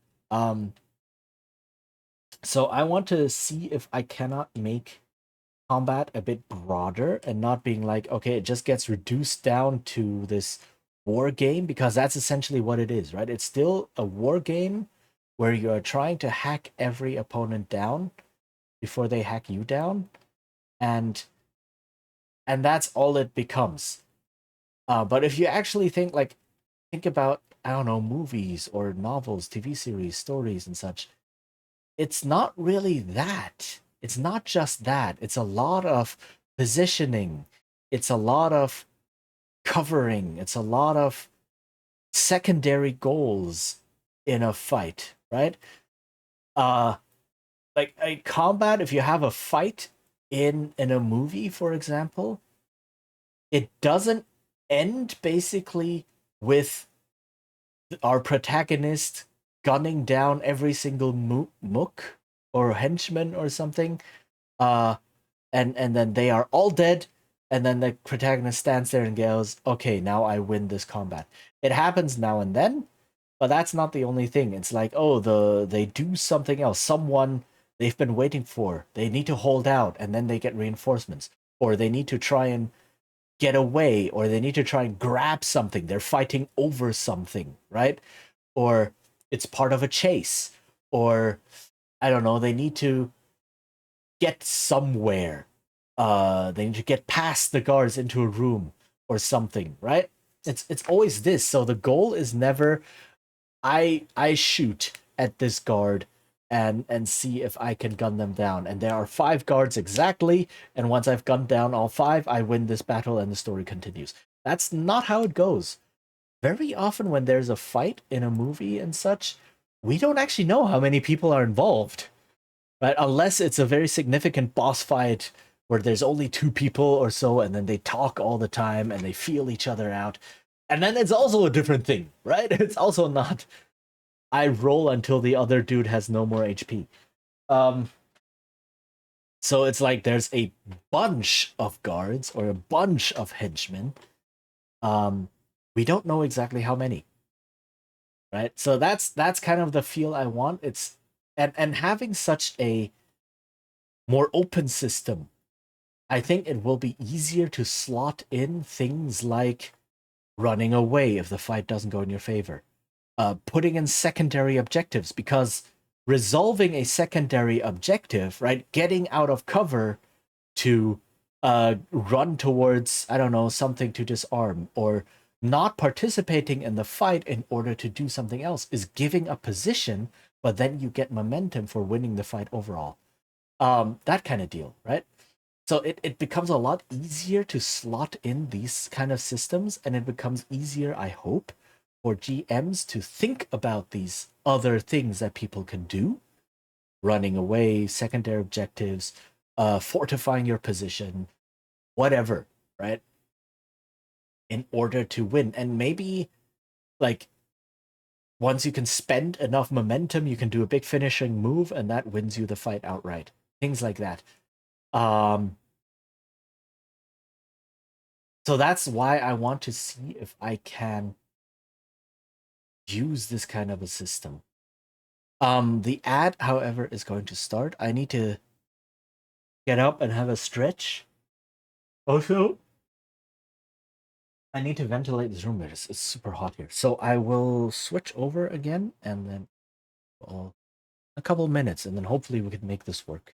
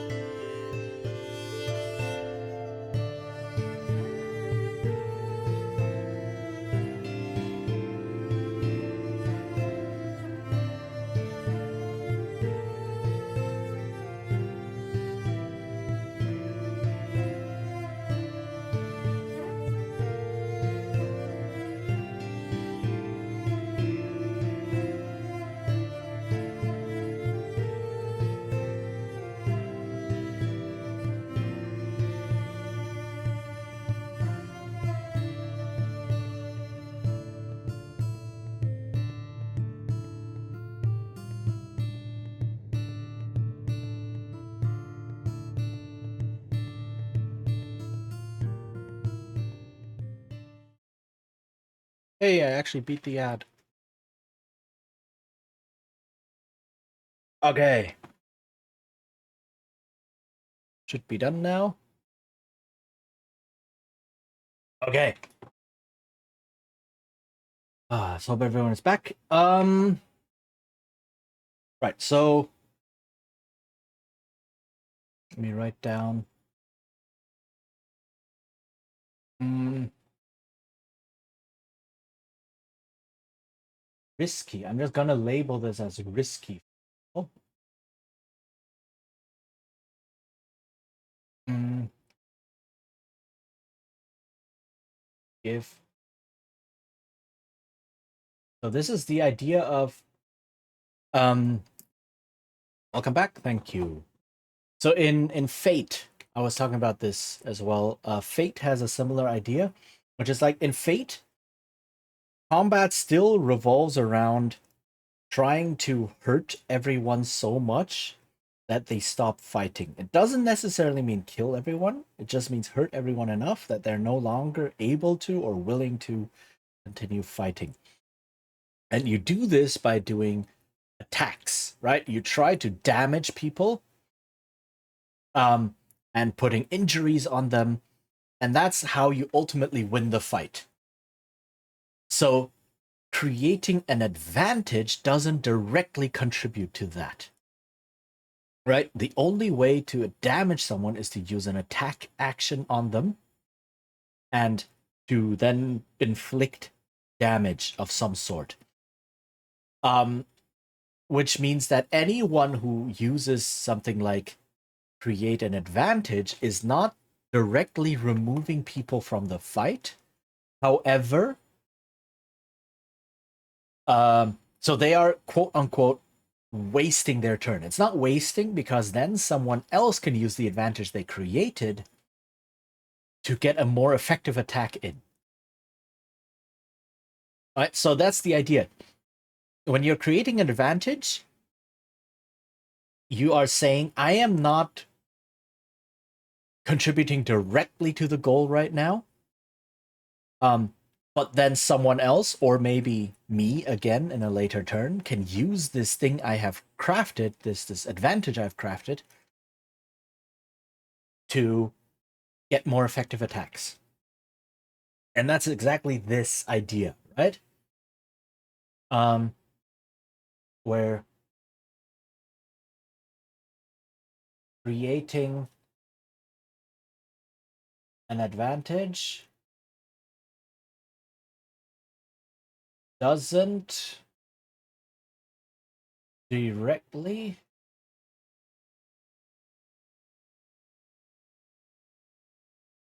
contribute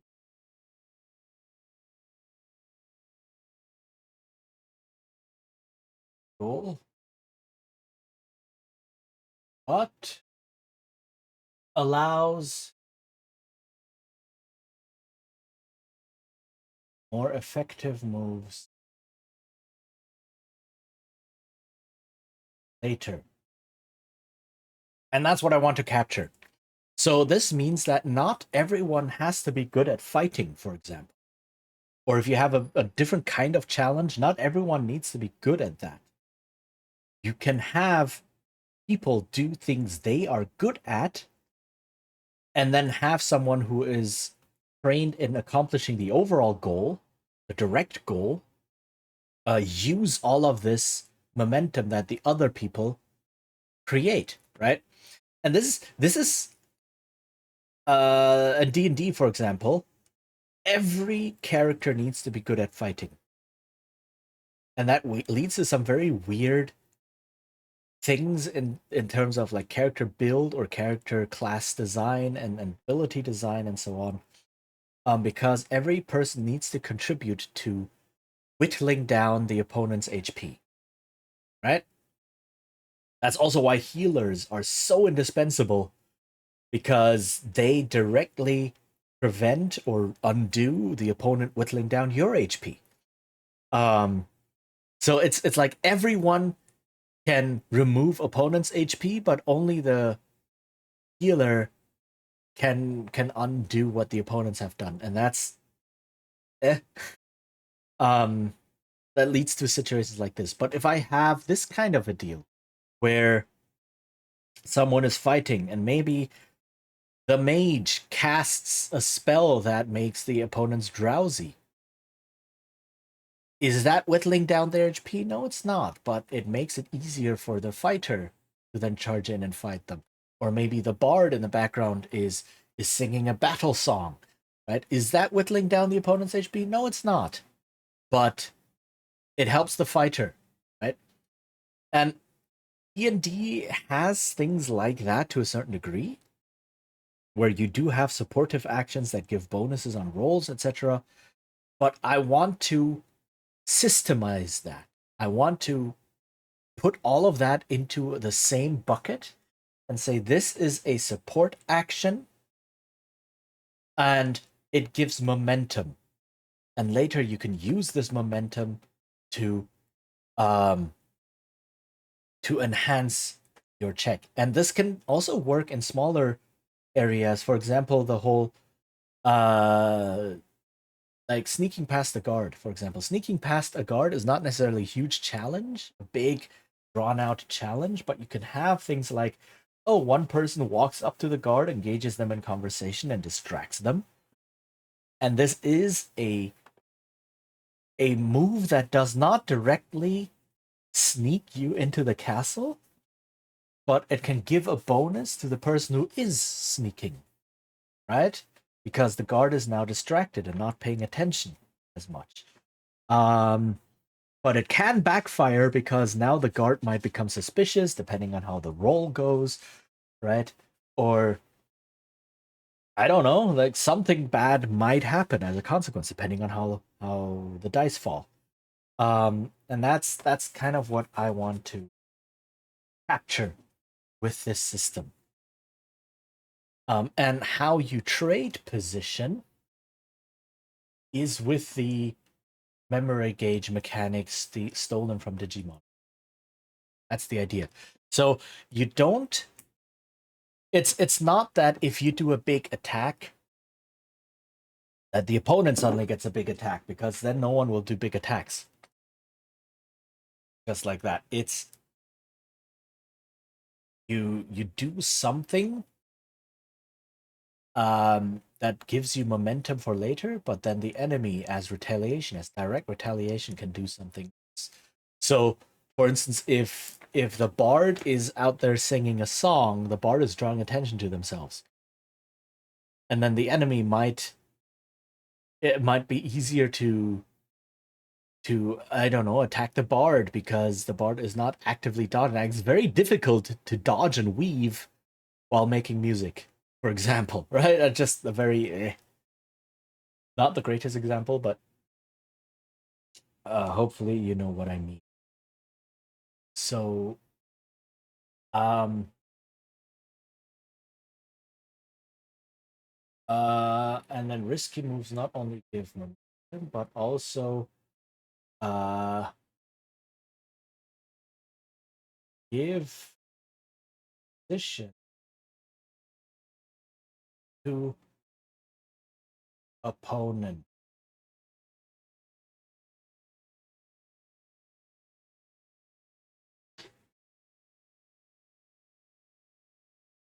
I suddenly had a thought. Dangerous. Um,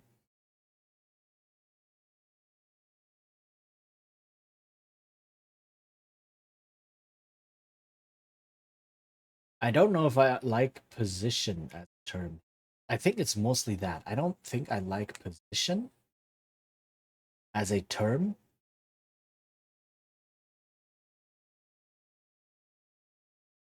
And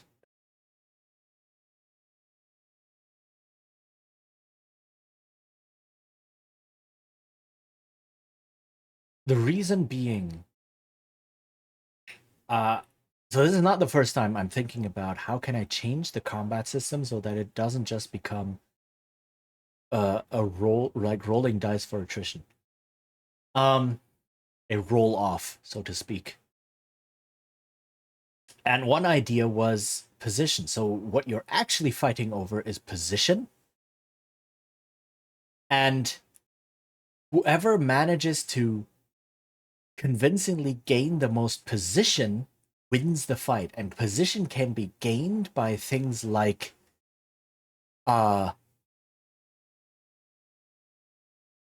actually, hold on. Okay, let me finish this thought first.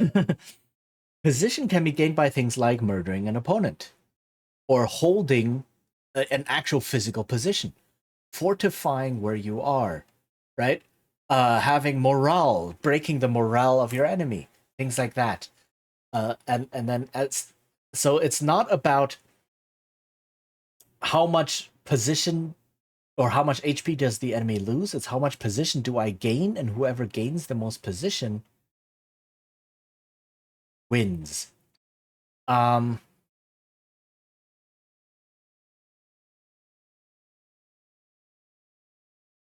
okay, hold on. There's a bunch of things happening in my brain right now. Because a position gauge would kind of be the opposite of a memory gauge like in Digimon, right? You would have a gauge like this, and then this is like neutral point, and you are trying to drag the gauge over. Or perhaps you can say you're trying to push the opponent's gauge to 0. Right? Both start off at full position, and then you're trying to push the opponent's gauge either push to 0 or pull to full. Either one works. Like that case.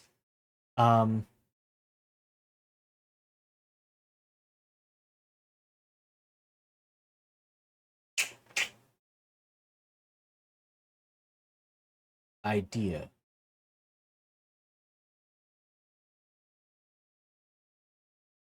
Idea. Okay, hold on. So if I have a position gauge of some sort,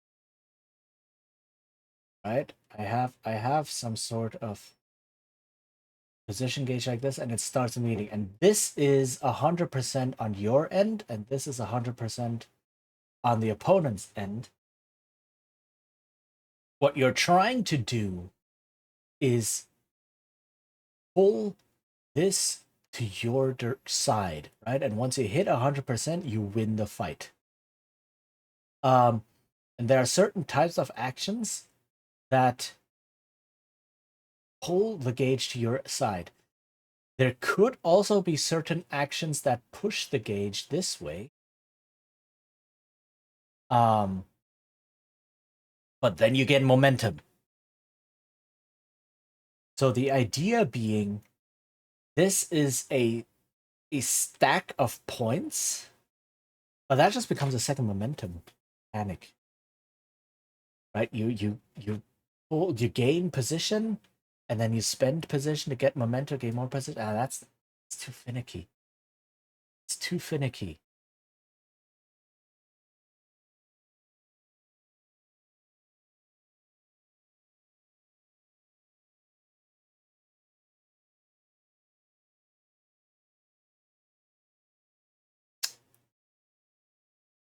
And at that point, who in their right mind would move the gauge the opposite way? So I have to get rid of this. I have to get uh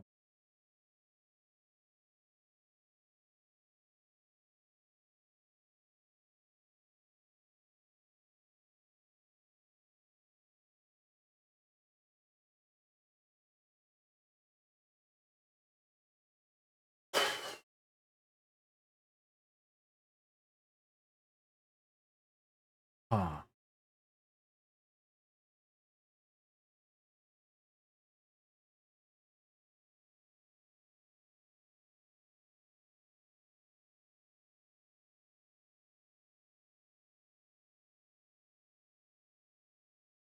I'm starting to think there's no way right now to implement this.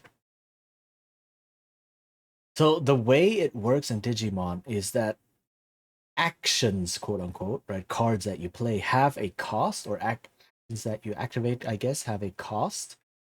and that is clearly quantified. Powerful effects or cards have a high cost, and lower effects and cards have a low cost. And that is very much quantified. This is very clearly, you have a fixed list of possible actions and associated costs, and then it becomes math and optimization. And this doesn't work for my game because my game is very not wishy-washy, but like very loose. There are no clearly defined actions.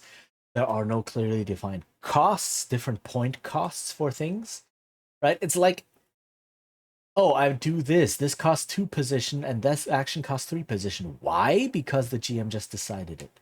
That's not what I'm looking for. This would work for something like 4th edition, where you have very clearly defined moves and powers, and you could associate a cost like that if you change the way the system works.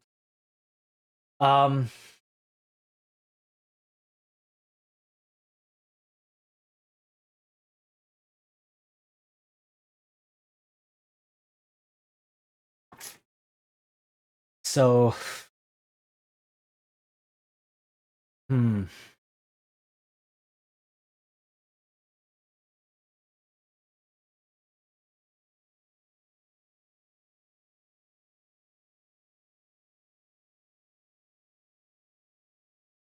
How I could implement. Okay, there is a different way I can implement it. You have position, and it's still, you want to pull this over to your side until you hit 100%. Right? And the opponent can do things, pull it to this side. So this is a tug of war. So a combat is really a tug of war. How do I prevent it from going on forever? By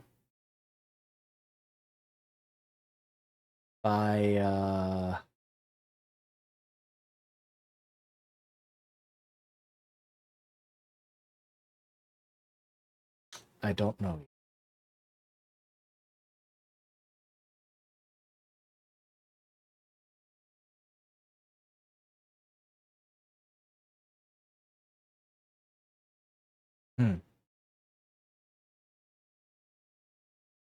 I'm not sure yet.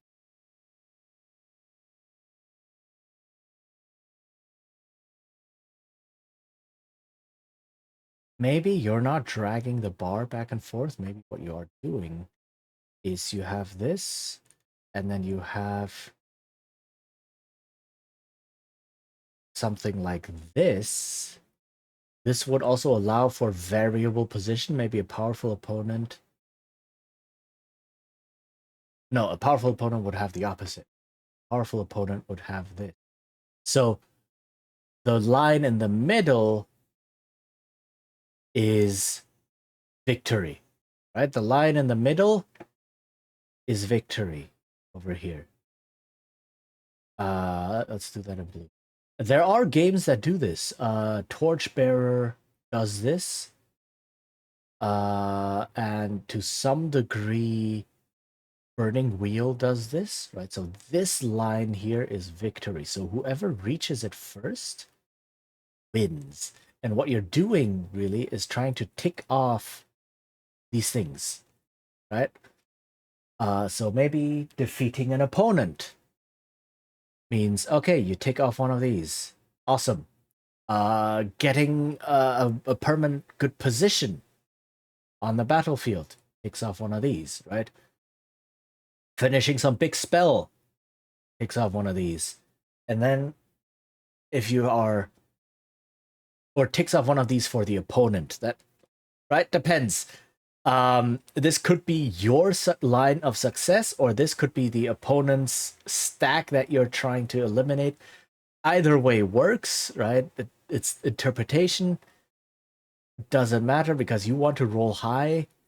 So it could be like how it works in Torchbearer and such, and some systems in Burning Wheel is you roll and then you basically get a form of HP for your side, right? And if you roll well, if you have good stats and good skills appropriate for the situation, you get a lot of HP. This could be labeled as position. This could be labeled as position. And then you are trying to whittle down your opponent's HP, and your opponent is trying to whittle down your HP. But this HP is not your hit points, not your individual hit points. It's the overall situation of whatever kind of challenge and contest you have going on.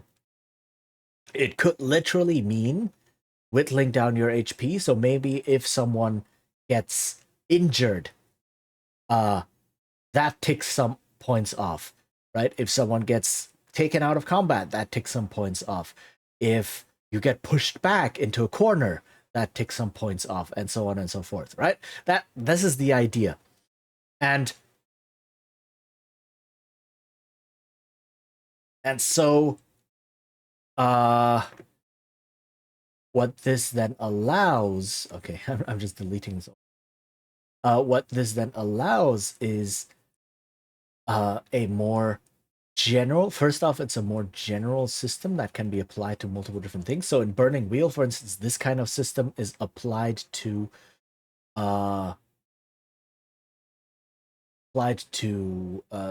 social contests, right? Debates and such uses this system. And when one side runs out of HP, runs out of position, I'm not sure exactly what it's called there. They lose. It doesn't mean they all get killed. It just means they lose and have to make concessions, right? So in a fight, this could be they run out of people, they run out of morale, they try to surrender, right, and start to make concessions. And then the winning side, depending on how much they won.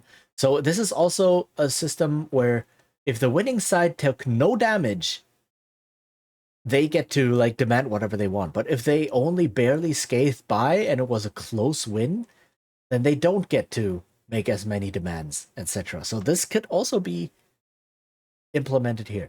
So then the idea is that this is basically a stack of HP. So both sides have the stack, and then the stronger side has the higher stack. Makes more sense than the stronger side having a smaller stack, right? So this could be you if you are strong, and this could be opponent if the opponent is weaker, and then you try to attack this, and your opponent tries to attack this, and this would be position. And what you could do is do an action that doesn't give you position, a position bonus, right? So you do an action that doesn't remove opponent's position right now, but instead gives you momentum that allows for a bigger attack later. I could even implement something where you actually sacrifice position for a big effect now, right? So you're saying, okay, our side has this much HP. This becomes its own grit bar in a way, right? This becomes its own grit thing. And it's like, okay, our side has this much HP. I can afford to sacrifice one of them right now in order to do a big move that might get rid of 3 on the opponent's side. That could be a consideration. But right now, I'm liking this now, so that you have a position, right? So, okay. So it's not give position to opponent. This is not risky move. Okay. So it's not trading position for effect necessarily. It's more choice, right? Position or momentum, right? So essentially, Uh, both sides have group HP, right? Called position.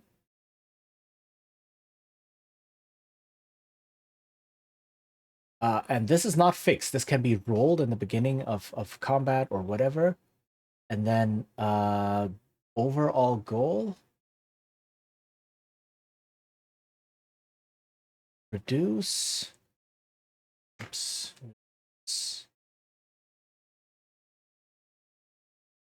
opponent's position to 0. And depending on what kind of a situation that is, it can be done in multiple ways. If it's a combat, it can be, like I said, actually injuring and killing opponents or incapacitating. Right? Can be pushing them back. Can be something else, right? Literal position. And then direct actions, reduce position, support actions don't.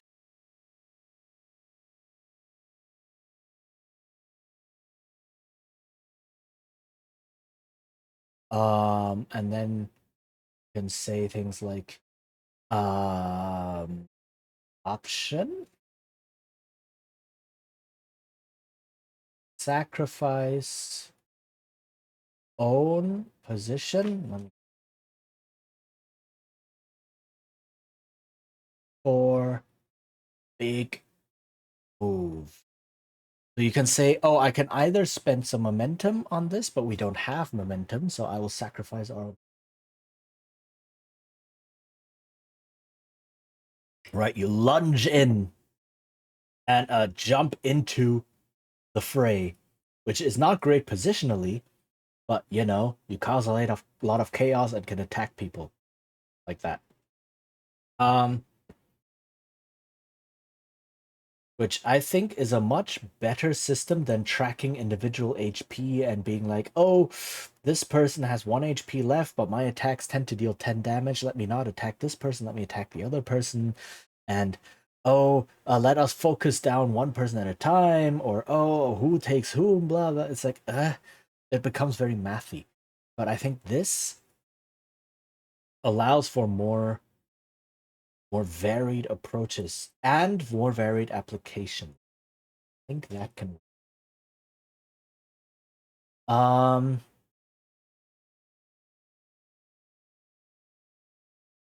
and this basic system for challenges can be applied to many other systems. Heck, I could apply this to something like a dungeon crawl or a hex crawl or something where you are fighting against the danger of the dungeon.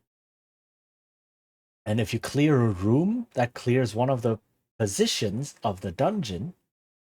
But then, the dungeon can also be trapped and have lots of wandering monsters and be dangerous. It deals damage to you overall, to your situation, right? To your, I don't know, your supplies. Which could be. I still have to think if that's a good idea.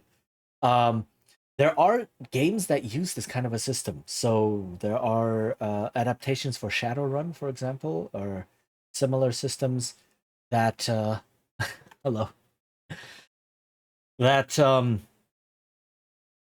have the idea, like heist games, for example. The idea of a heist game is you sneak in, get what you want, and get out before you get discovered. Um, so you're constantly fighting against being discovered, but being discovered is extremely abstract, right? Um, or something going wrong is extremely abstract. Uh, and it can be so many different things depending on what kind of a heist, what kind of place, what you're stealing, who's in there, blah blah blah. And so essentially, you have an overall adventure meter Um, and that's saying, oh, if you uh trip a silent, not maybe not trip a silent alarm, but if something goes wrong, you don't fail the heist immediately, but you check off one of the boxes on the I've messed up meter for the adventure. And depending on how many boxes you check, the like maybe guards go from completely neutral to alert. Oh, now the guards are alert. Now they're actually listening out for things and looking out for things, right? Or suspicious is probably the best part. And then or someone's like, oh, something seems to be going on. Let's run some security programs. Let's, I don't know, reboot our security systems, and then whoever is hacking in there gets thrown out because of that. It's like, uh-oh. Yeah, this just became more difficult. So that is something to use for an overall adventure like that. And it works really well for things like heists and such because um you don't want one failure to immediately blow everyone's cover. It's like, I sneak past the guard, you failed the check, the guard sees you, done. Like, oh, that was the first check of the evening. Well, I guess the adventure's over. Um, so that prevents those kind of things. Um, and but I don't know how well it translates into other systems. That is something, food for thought. That is something to experiment with later. But I think for a more self-contained challenge kind of deal, contest kind of deal, I think um, this is not the Digimon system. Definitely not. But I think the Digimon system is a bit more difficult to implement. I think if I want to implement something like the Digimon system, I have to design something from the ground up to fit that. Right? I already have too much other things designed in this game that it's too late for that. Um, yeah. So, uh, yeah. So much for that, I guess. Um, let's see. So we have a challenge system. Um, and then the other big systems. What did I challenge system? That one I will have to think about some more. A dungeon crawl system, a hex crawl system, travel system, and okay. So there is what some of these games try to do, OSR games and such, when they have fixed systems to run things like dungeon crawls and hex crawls and such, is they try to have the same basic structure, a turn-based structure. So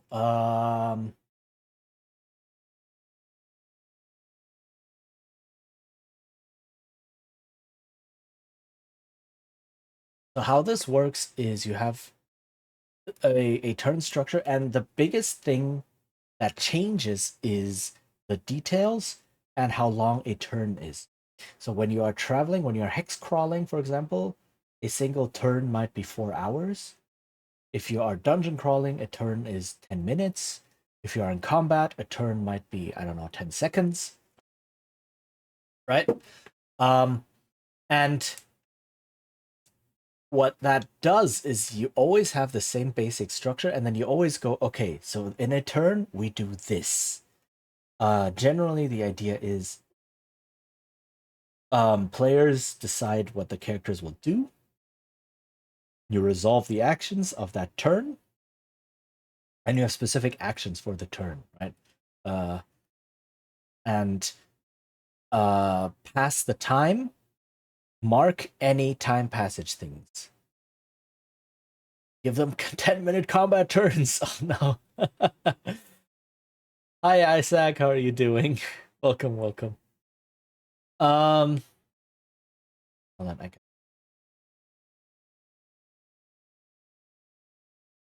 but yeah, I mean, An entire combat is supposed to last 10 minutes. Right, that's like the idea. D&D 4th edition is more or less explicit with this, where a combat encounter lasts 10 minutes. So if you have a 10-minute turn, that's kind of like saying, oh, I want to explore a dungeon. Okay, make a dungeoneering check. I roll a 17. You succeed. You emerge from the dungeon with 200 gold pieces and XP. Something like that, right? It's like, that's how it'll feel like. A single roll to determine the entire combat. You can do that. That will make combat extremely swingy and extremely risky and dangerous and might dissuade any player from ever entering combat. If that's what you want, sure. I mean, why not, right? Make combat only a single turn. You're using a broad system like momentum position, having a single strategy or push affecting the combat taking 10 minutes isn't fair. Um,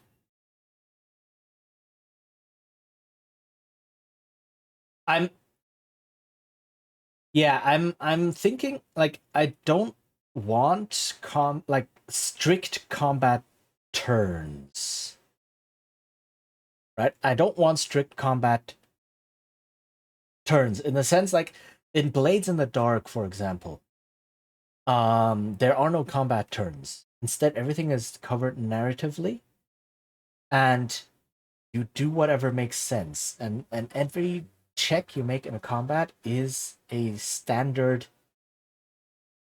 skill check, and that means things like momentum and position automatically accrue simply by how well your checks went.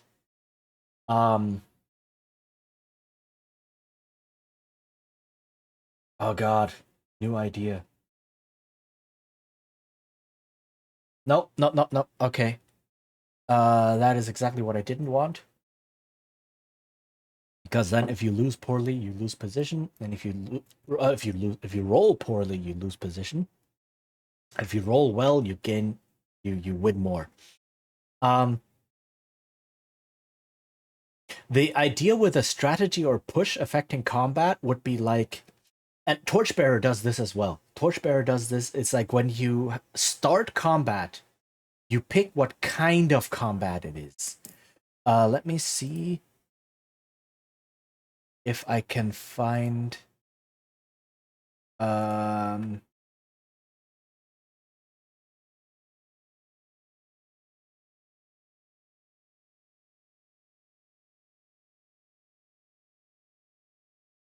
Torchbearer. There we go.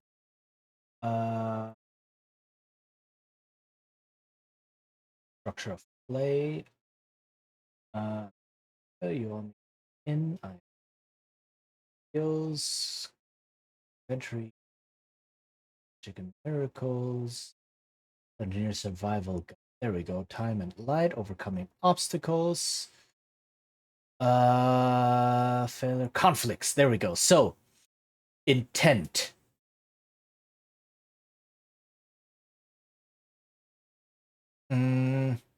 Conflict types. There we go. So in Torchbearer, when you start a conflict, you have different conflict types. You have banish or abjure. Use this type of conflict when the players are trying to banish a demonic force or drive spirits out of an area. Capture. Use this type of conflict when you're trying to capture your opponents or prey. Convince. Attempt to persuade or cajole. Trigger the convince conflict. Use this when using this type of conflict. Be sure to write down your aim before you roll for disposition.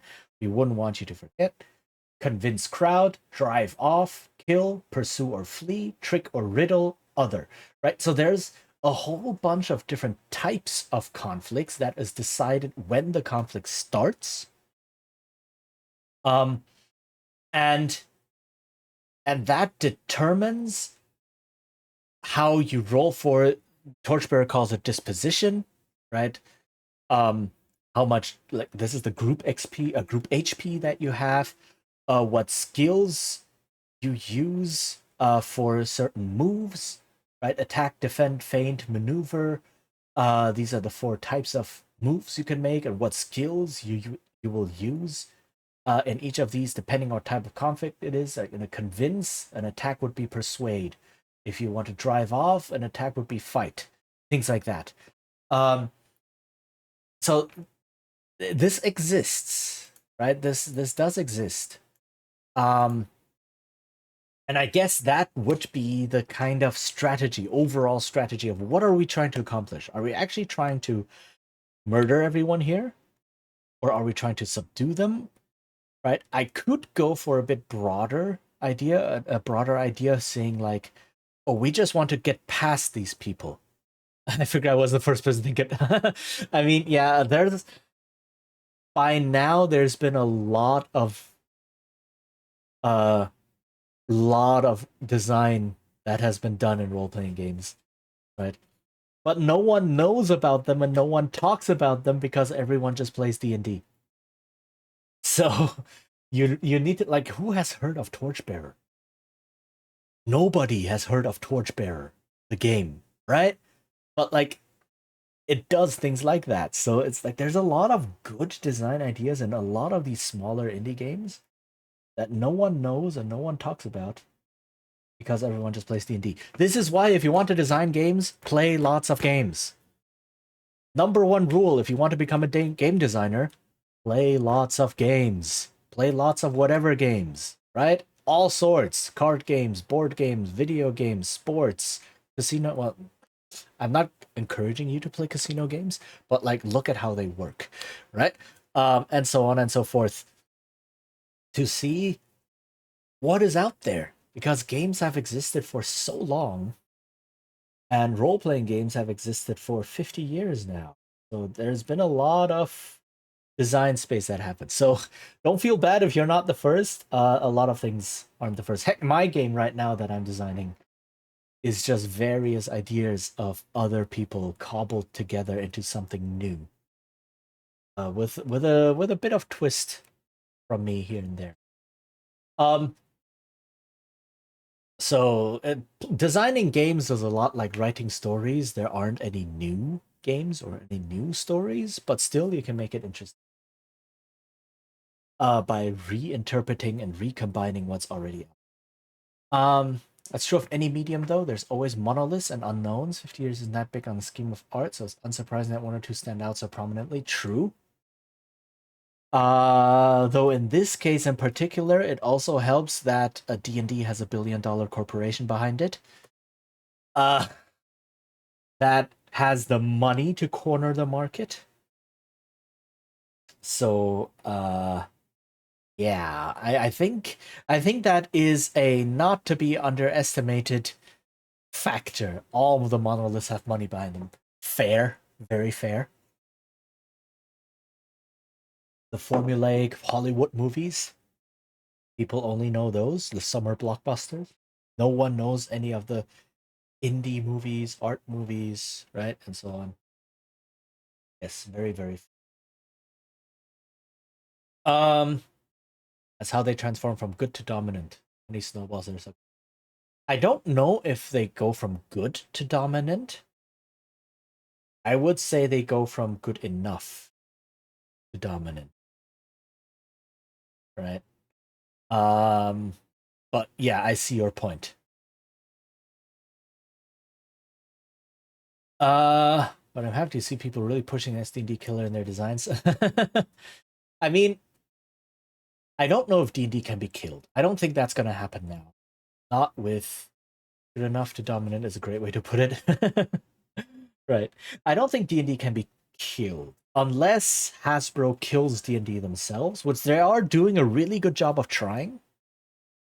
But unless they kill it themselves, I don't think D&D can be killed. What's going to happen instead is kind of what we have in many other mediums right now, where you have a walled garden situation, right? Where you have this thing in itself, in its own little fandom or its own little area, and then everything else that is technically the same medium on the side parallel. I think even Hasbro discontinues D&D officially, it'll just keep going in the community. I mean, that's one thing, but a lot of the D&D success right now comes from new shiny things. right? It comes from new additions, it comes from character options, it comes from official adventures, it comes from virtual tabletops, it comes from all of that. And and yes, if Hasbro completely discontinues D&D for whatever reason, they're not going to, but just as a hypothetical, yes, then that might push people into other games more, possibly, right? Because D&D is no longer new, and there's no new things to learn and use for that game, so that might push people into other games. But what Hasbro is doing right now is they're turning D&D into a walled garden. So it will split the hobby into two parts, D&D and everything else. It has enough stuff for the community to build off and create their own official editions. Yeah, but at that point, it starts becoming other games. Right? At that point, if the community then starts using D&D and building their own stuff and publishing it, because then suddenly publishing your own stuff becomes more worthwhile. Right now, the D&D is where the money is, so anything you publish for D&D has to conform to the major D&D framework, right? Any classes you build, any adventures you write, any source books you create has to conform to, by and large, to how D&D is right now in the core rulebooks. If D&D like disappears, or not disappears, but if D&D gets discontinued and there is no more billion-dollar corporation behind it pushing all that, I can imagine that people might then take D&D as a baseline, create their own more different stuff, and publish that. Because now you can say, well, D&D itself is one thing, but here, if you know D&D, you might enjoy my game, and you don't have to stick to WotC. You don't have to do what they do, because the biggest thing is if you try out my game that is kind of sort of D&D, but different, and then WotC brings out something new, you have to return to them if you want to do the new stuff. The official new stuff.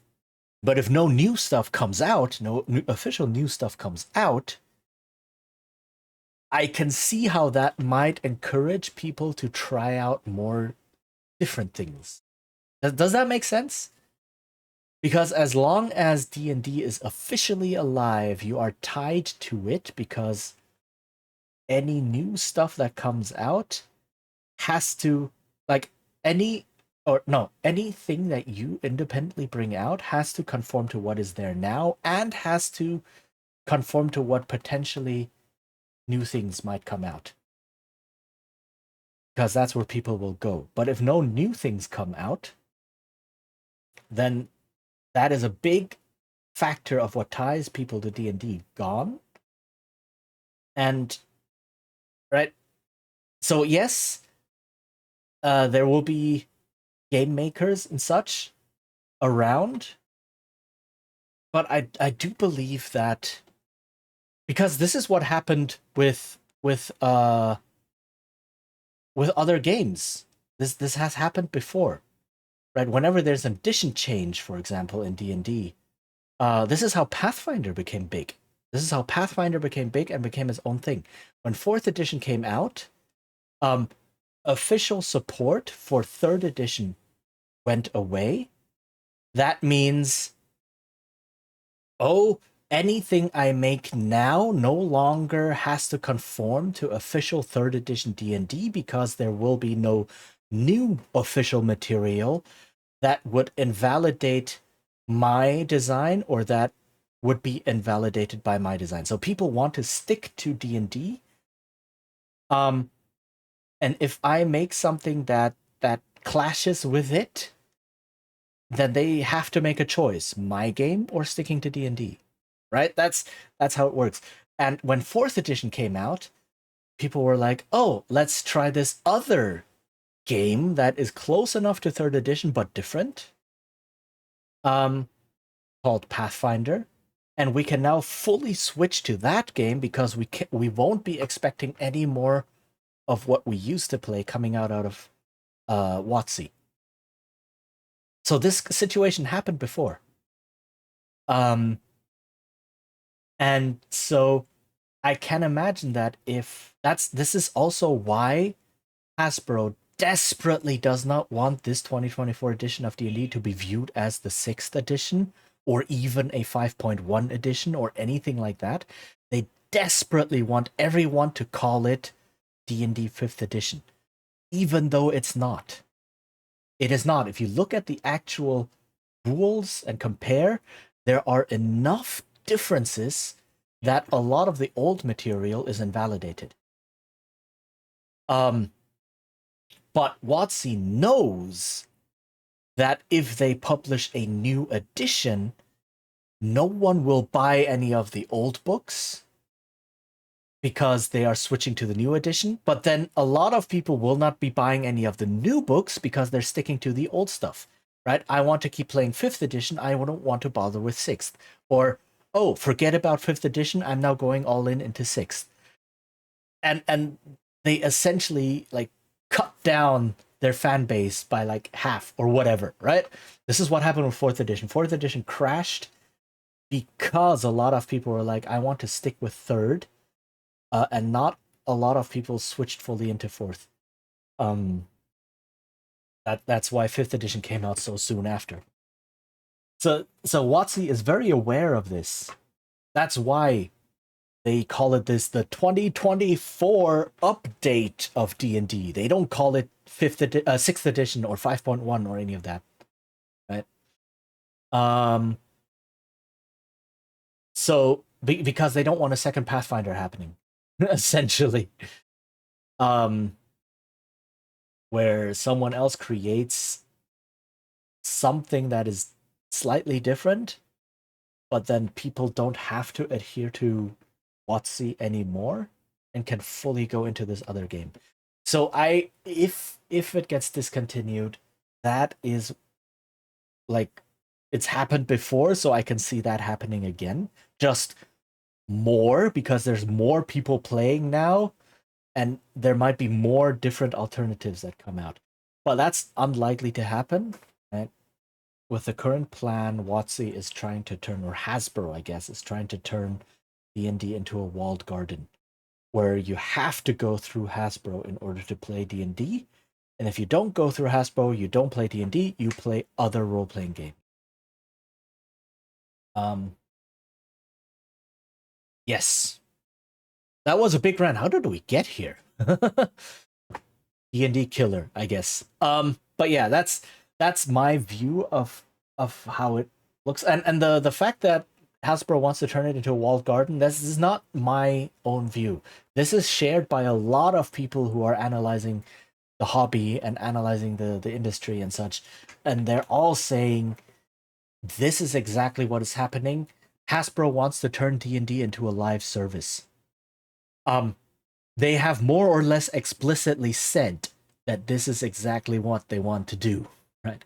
And when that happens, it becomes a walled garden, just like what Games Workshop did to tabletop wargaming. There is Warhammer, and there is tabletop wargaming, essentially, right? So if you want to do anything Warhammer, you have to go through Games Workshop. If you want to do anything else, you're in a different hobby, essentially, right? So this has happened before as well. Exactly that. That's the state of the hobby. But yeah, lots of different indie games have some cool ideas. Lucky for me, I have a PDF copy of the 2014 handbook. Yeah, I have hard copies of those. I have hard copies of the 3 core books still sitting in my bookshelf. Make sure you save those PDF copies locally and onto like 3 different hard drives, because anything that's stored online will be taken away. Just like how on D&D Beyond, everything was taken away. So yes, be very careful with Okay, we ranted so much that the ad is going to hit again. What time is it? 2:30. Okay, I think I can go for another hour after that, maybe. And then I will have to call it. And think about what you said about turn structure and such. Uh, and overall momentum, because that is a very good point. I actually forgot. I wanted to include that, and then I forgot. So yeah, thank you for bringing it up. Close a couple of windows. I don't. And let me switch over words on stream, and then yeah, I will.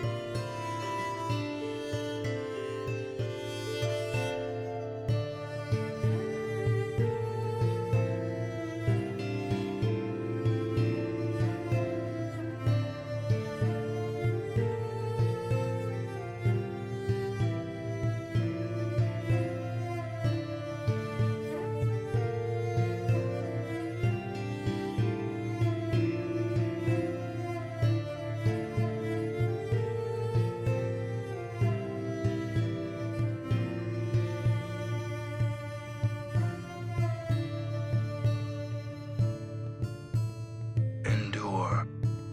In enduring, grow strong.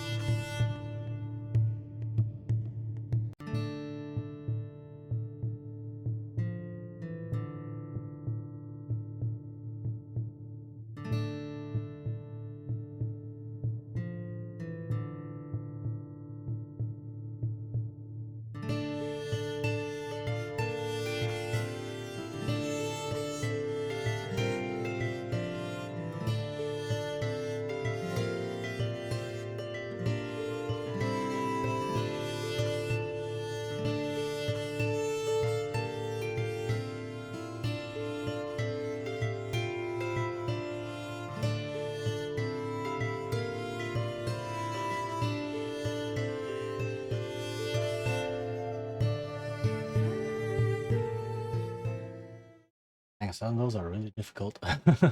Okay. Ads are over. We're back. Nice. All right.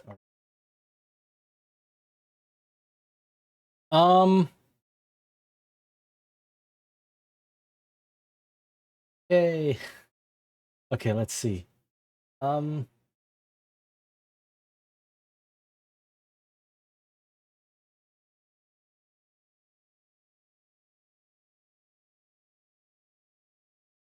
So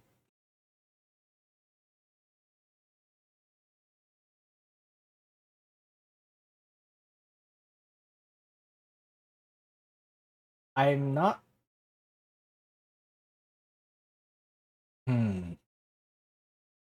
So now that I have this position momentum system,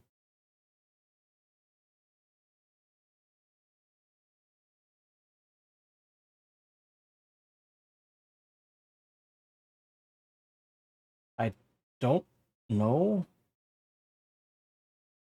It feels like now that I have the system, I kind of want to use it in other places, but I don't know how well that works.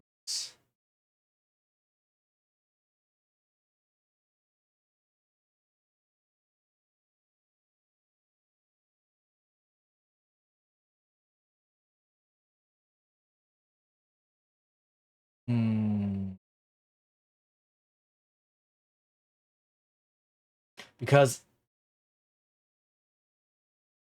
so the idea is this is a level of this is like Zoom, a problem of Zoom. So I have something like this going on, right? And this is high level abstraction, lower level abstraction. And right now what I'm doing is this is things like combat is over down here, and something like dungeon crawl would be over here, and something like hex crawl would be up here. Now, the thing is, the more abstract I make the system, the more abstract these things become. However, obviously, right? So there's this level of abstraction, and this is relatively abstract, right? This position momentum system is relatively abstract. The thing is, though, the magnitude of choices I make in a combat is not as big as the magnitude and the variety, I guess, of choices that I make in dungeon crawl. This is let me put a few graphs. So this is magnitude of choices, magnitude, variety of choices. And what this system essentially does is it puts everything onto the same level. So this would disappear, right? This change would disappear. Because if I'm in combat, the amount of the different variety of choices I have and the magnitude of those choices is a lot smaller than in a dungeon crawl. And that's smaller again than in a hex crawl. But right now, the position momentum system is built on this level, right? This is the position momentum system. And it fits this level of magnitude. If I push it up, then suddenly I will have to abstract away a lot of choices that happen in a dungeon crawl or perhaps even in a hex crawl just to make this system fit. And so the good thing about this would be unified system. Sure. You only have to learn one system in order to run all of these things. But the bad thing is too much abstraction on higher levels. And this is where the compromise comes into play that I talked about 2 weeks ago. Whoops, here. So this is the compromise I was talking about. When you're designing a game structure, you can either go toward precision, or you can go toward the simulation, or you can go toward abstraction. Right? Simulation means precision. So if you go toward abstraction, you have the bonus of possibly having unity of systems. So you only have one big structure. I keep using those words interchangeably. I shouldn't. One big structure that runs everything, that you can apply broadly to everything, but then you lose a lot of precision within the structure and within this. And you're always walking this tightrope. It's always a compromise. So right now, the position momentum system is not optimized is a weird word to use here, but is designed with an eye toward smaller scale conflicts, and might not work for something like a dungeon crawl or a hex crawl. It could work for something like a heist. But a dungeon crawl or a hex crawl works differently, I think. Maybe. Right? So like in a combat, you can say, all right, we roll our position, and we kind of sort of have an idea what that represents. It represents our overall health. It represents literally our position in the fight, where we are, if we have the high ground or not. For example, it represents our morale, etc., etc., right? You can kind of sort of abstract that together and say, this is what position represents. And you can still wrap your head around that. And we express that in a point system. Fine, that's so that the mechanic can do something to it. If we have a dungeon crawl and we have a position system, what does our position represent? I don't know. Could it represent the same kinds of things? Our endurance, our morale, our ability to keep it together, our supplies? Is that what it is? Does it represent that? Right, so if we spend an hour in the dungeon, the walls begin pressing in on us. We start to feel the claustrophobia and the danger around every corner, and we're starting to get a little bit stressed. Is that what losing position in a dungeon means? How would you manipulate position and such? If you lose a fight, do you lose position? If you win a fight, does the dungeon lose position?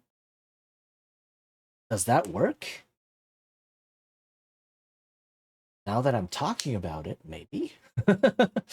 A hex crawl, what would that be? Again, our overall endurance, our spirit, our supplies, our good fortune. And then position could be, I don't know, would things like weather and terrain factor into that? Maybe? The reason I am questioning all of this right now is because I don't want to track too many separate things. Right now, I'm already tracking every character's individual grit. And then if I include position, I will be tracking that as well. Will I be tracking supplies like torches, rations? I don't know what else, armor repair kits, and whatever else might be in there, right? Will I be tracking that as well? Will that be too much?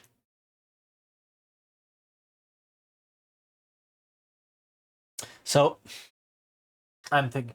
Hold on. Give me a minute. I will go grab a couple of books and bring them here and see how they handle it. So give me a minute. I will be right back.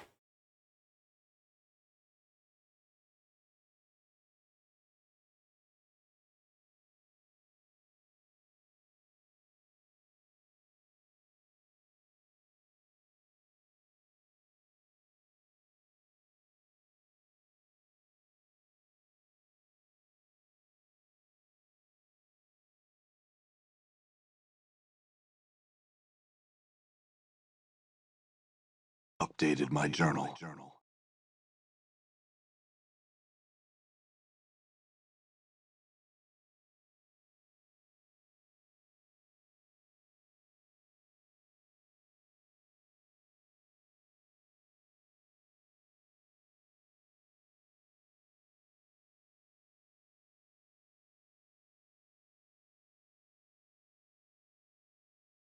Okay, I'm back. Oh, someone followed. Thank you for the follow. Yeah, follows are anonymous, but if you would like to announce that you followed, I do have a redeem for that. But yeah, thank you very much. Welcome to the guild. Okay, okay, I grabbed 2 books. The first book is Knave Second Edition, which is a very good OSR game, relatively new. And it's a tiny little book. It's like an A5-ish. It's like a DVD case, about the size of a DVD. And this game essentially does the whole, we use a unified structure for hex crawling, dungeon crawling, and it uses the turn structure idea. So traveling splits it into watches, right? While traveling, days are divided into 6 4-hour watches, 3 for day, 3 for night. Most major actions, traveling, foraging, searching, etc., take 1 watch to complete. So at the beginning of a watch, the party decides, what are we going to do in this watch? Right? In these 4 hours, are we going to travel? Are we going to forage? Are we going to camp? Are we going to do something else? And then it has a couple of things like this. PCs can move 1 6-mile hex per watch, up to 3 times per day. Each watch they travel after the third deals 1 direct damage to each PC unless they succeed on a Constitution check. So direct damage means you have it uses a similar system of you have item slots, and direct damage means you write an injury into your item slot, right? Similar to the system I'm using. In fact, this was a big inspiration for that. So you get like exhausted, for instance, writing into one of those, and then you have to deal with it. Navigation, how to check for navigation, exploration, how to do that. The party can spend a watch exploring the area of a 6-mile hex to reveal any areas of interest, such as an overgrown ruin, hidden pool, etc., that wouldn't be noticed by passing through. So if you're in a hex, so this game treats hexes as containers, I think, right?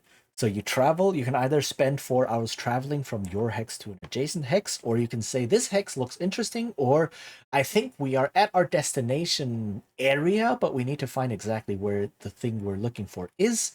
So we spend a watch exploring the hex we're in, and then we will find any areas of interest, like a dungeon entrance, overgrown ruin, etc., right? Secret features. Yeah, okay, this is just when they explore, etc. And then foraging takes a watch as well. So these are some general actions that you can do, and then when you forage, you gain this and that many rations. And then at the end of each watch, roll the travel hazard die, which is an overloaded d6, which is a system that has a bit of contention in the OSR community. But essentially, at the end of each watch, you roll a die, a d6, and depending on what it shows, something happens. So on a 1, you get an encounter. On a 2, you get fatigue. Every party member takes 1 damage. Depletion, roll a d6 for each perishable item, and might go bad. Travel shift means the weather changes or a local event begins. Sign means you see some clue or track or something that points you somewhere. And 6 means no effect, you luck out. Right? So this hazard die, first created by the block Necropraxis, is this overloaded d6 idea, and the delving delving in a dungeon works exactly the same way. While dungeon delving, time is tracked in 10-minute segments called turns. Most actions, moving, searching, fighting, resting, take up 1 turn. Right? So when overland traveling, when hex crawling, you have the watch, which is 4 hours. And then when delving, you have the turn, which is 10 minutes. And the same thing, right? Do we search the room? Oh, that takes 1 turn. While traveling, do we search the hex? Oh, that takes 1 watch. Do we travel, right, from one hex to the next? Oh, that takes 1 watch. Do we travel in the dungeon from one room to the next? Oh, that takes 1 turn, right? That kind of deal. Same, at the end of each turn, the dungeon hazard die, roll the dungeon hazard die and apply the result. And it's the same idea, right? On a 1, you get an encounter. On 2, you get fatigue. On 3, you get perishing. Like your goods, your supplies go out or go bad. 4 is a shift, right? The dungeon environment changes. 5 is a sign. 6 is a free effect. And then you have, torches last 1 hour, and so on. Searching a room is 1 turn, blah, blah, blah. And you have these things. So, and then you have encounters, right? Again, encounters are tracked in 10-second rounds. Combat is measured in 10-second rounds, right? Combat works a little bit differently because you don't have the combat hazard die, which would have been interesting, but it works a little bit differently. But it's the same basic idea, right? You split everything into different rounds or turns, however you want to call them, right? You have 1 turn, 1 turn, 1 turn on each of these levels. And the only thing that changes is what kinds of actions are significant enough to matter in that turn structure, right? So foraging, an overland travel, when you're foraging, that takes a whole watch. But if you're just kind of like, I don't know, having a small conversation, that doesn't take 4 hours. You can just do that, right? And the idea is that you shift back and forth between these. So if you're hex crawling and then you happen upon a dungeon entrance and you go into the dungeon and then you move from hex crawl to dungeon crawl, and then if you're in a dungeon crawl and you encounter a group of monsters, then you shift from dungeon crawl to combat, you resolve the combat, and then after that you come out to the dungeon crawl again, continue your dungeon crawl. When you're done with the dungeon, you leave, you're overland again, you continue with the hex crawl. That's the idea. So if I have the same tracking system for all of these levels,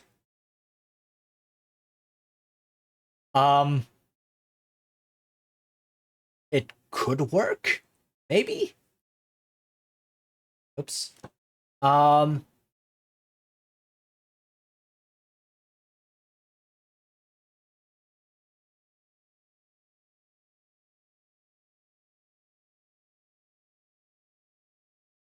I'm thinking, like, what do these things represent, right? But it also, like, it blurs the lines between these different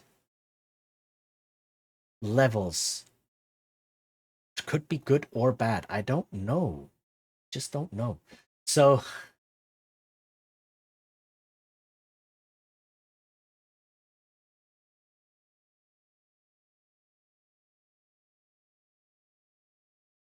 one idea that I'm getting is things like random encounters.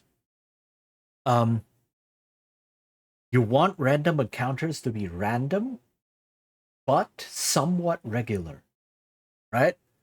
Because you want them to be an ever-present danger. So the whole point of random encounters, why do we use random encounters?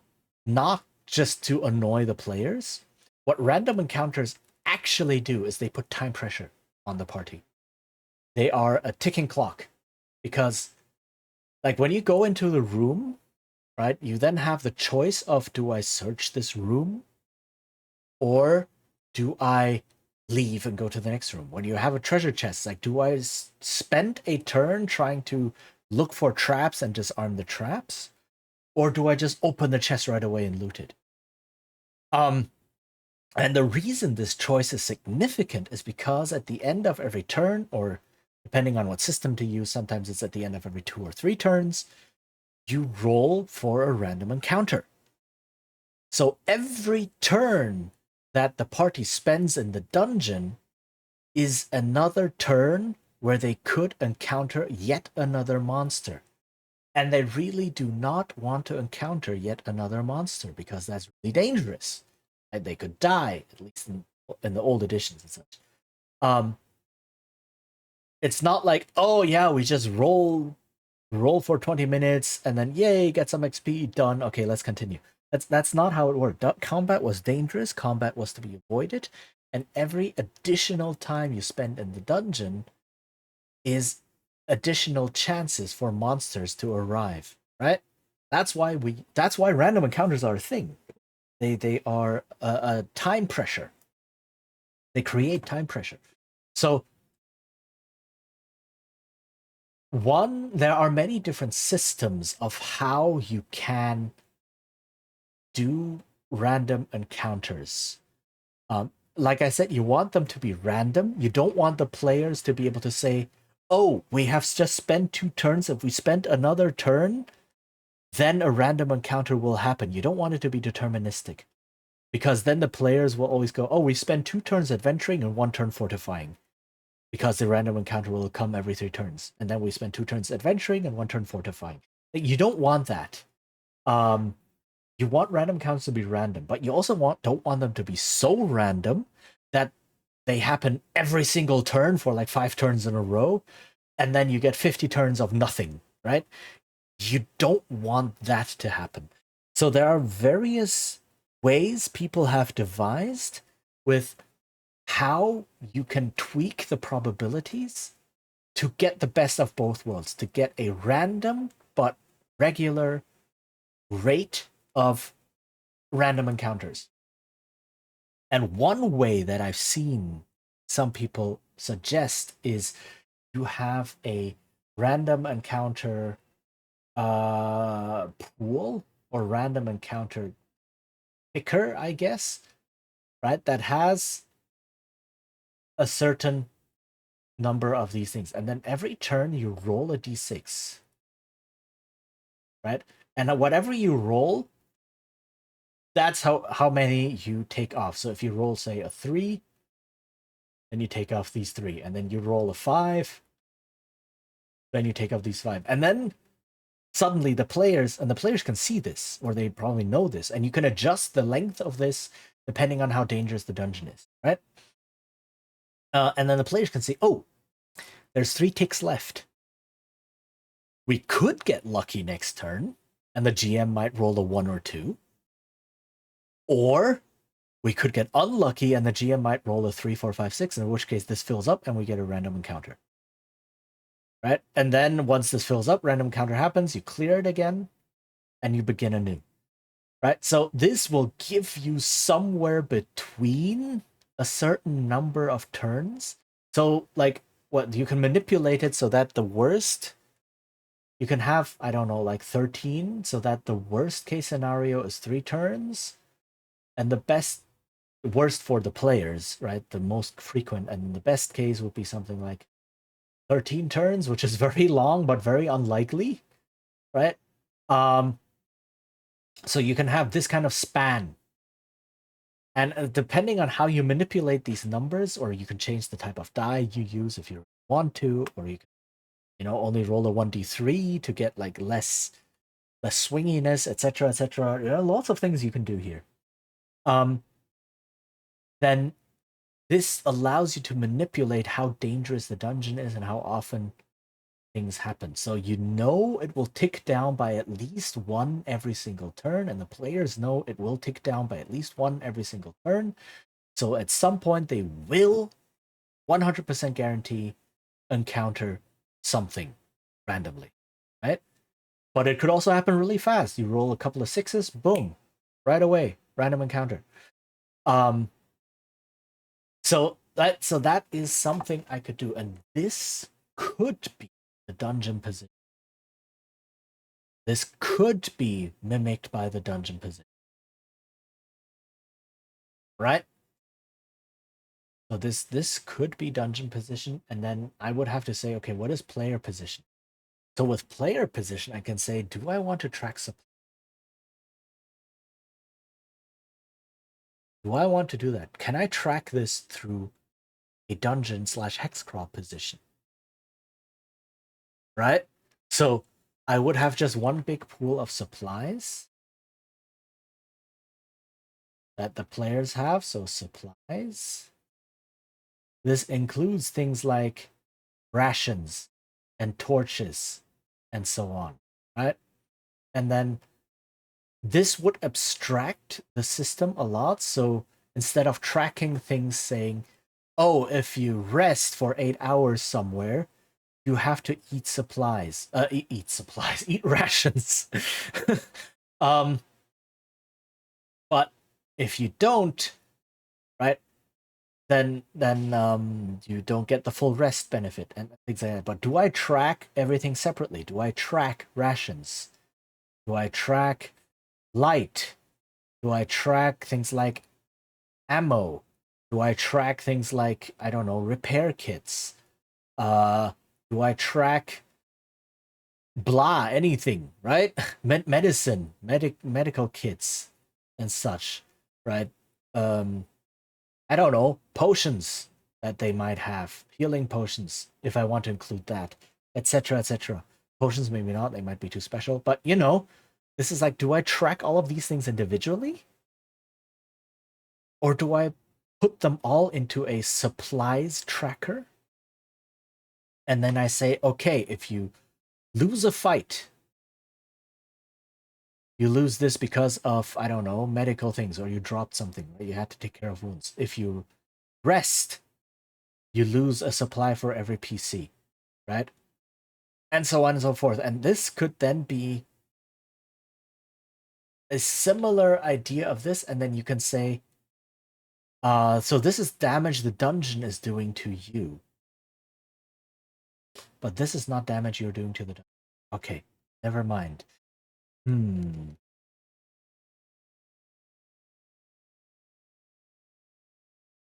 So these are actually different systems.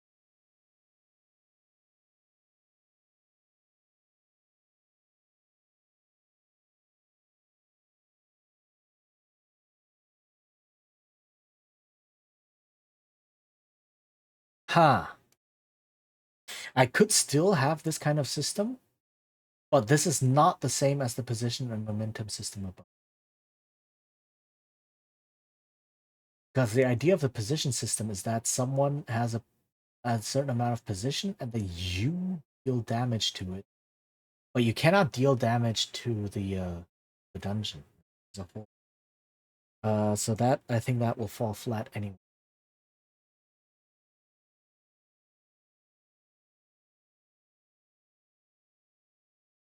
So the danger here is if I have systems that are too similar with just a minor tweak, that it might confuse play. Right? I'm thinking right now of attack rolls and saving throws in D&D. If you attack, you roll your attack roll. But if you cast a spell, the defender rolls a saving throw. How confusing is that? I don't know. But I can imagine that it can be confusing to new players. This is a similar case, right? If you're in a dungeon, the dungeon has this tracker, you have this tracker, and you are not dealing damage to the dungeon. But if you're in a combat, your opponents have this tracker, you are suddenly dealing damage to it.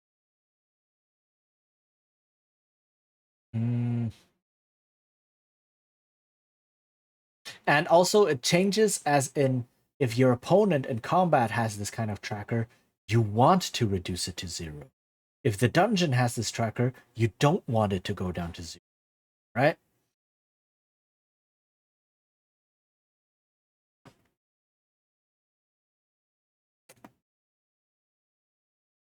So, but the other thing doesn't make sense. It doesn't make sense for the dungeon to have some sort of position value that you deal damage to.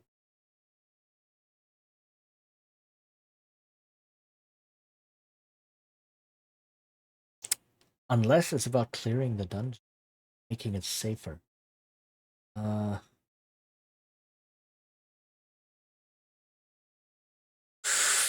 Idea.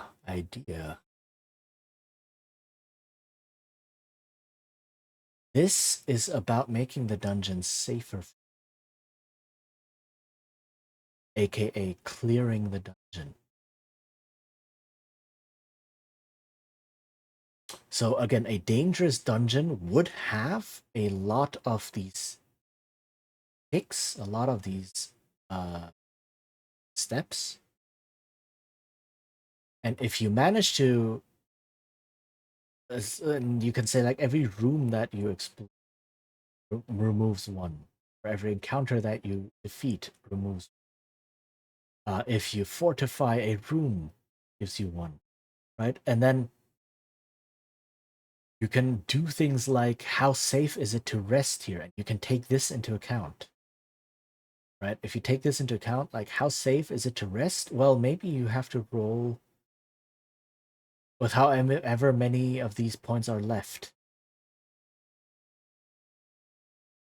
Right? The DM then rolls one die for each of these points that is left, and that determines how dangerous the rest is. How if there's a random encounter, or however many you cleared, that is how much you regenerate, or something along those lines. That is how many dice you roll. Right? Probably better. However many you cleared, that and then you rest, that is how many dice you roll in order to determine how much you recover in your rest. Ha! That could actually be a system. And then I could use an overloaded die, and one result on the overloaded die would be just take one supply damage.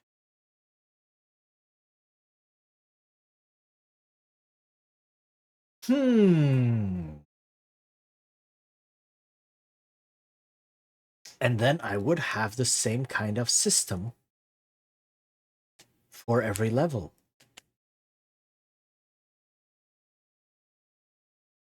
I can't call it position, right? I can only call it position in combat or such.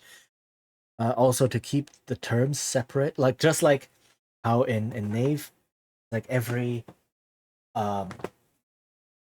a 4-hour turn on overland travel is called a watch, and then a dungeon delving turn is called a turn, and so on and so on. Okay. The reason I also brought the One Ring. The reason I brought this book is because they have an interesting way of handling overland travel. Let me see. Da, da, da, da.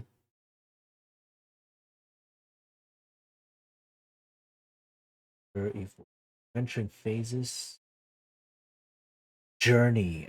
How an adventuring phase works. They also have combat, council, and so these are different structures that the One Ring uses for combat, which is fairly complex. Actually, they have a fairly complex combat system that does a lot of interesting things. You choose where you are. Are you front? Are you defensive? Are you toward the back? Like, where's your combat position? And then they have council, which is a negotiation. And then they have journeys. Let's see, 100.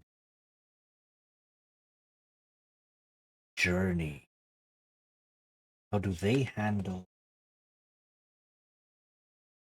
The rules for traveling in the One Ring assume that the company is trying to reach a specific destination. So this is travel. This is not exploration. Very important. As obvious as it may seem, the members of a traveling company must know at least approximately where their destination is located in order to be able to reach it. Yeah, so this reiterates this is a travel system, not an exploration system. You're saying, I want to go to this town, or I want to go to the Lonely Mountain, or I want to go to here, right? This bridge. And I know roughly how to get there. So this is when when you use this system. Okay.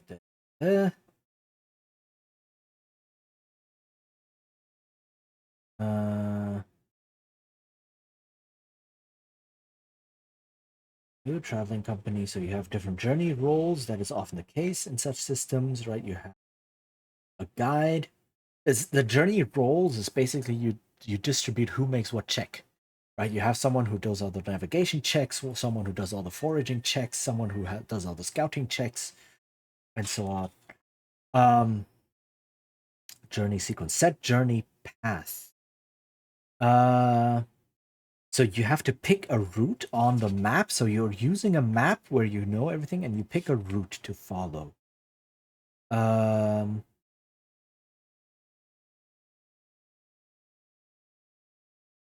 And then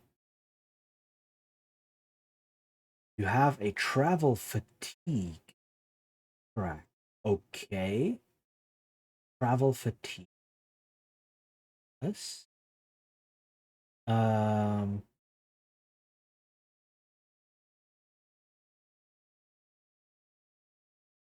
Make marching tests. So as soon as the company leaves, the guide makes a first marching test. Counts the number of hexes along the journey path based on the outcome of the travel roll. The travel roll was a failure. The event occurs hexes away along the journey path in summer and spring, one hex away in autumn. Wow, that's very good. If the travel roll was a success, the event takes place at a distance of 3 hexes plus 1 for each. Right. So, yes, you're also using hexes.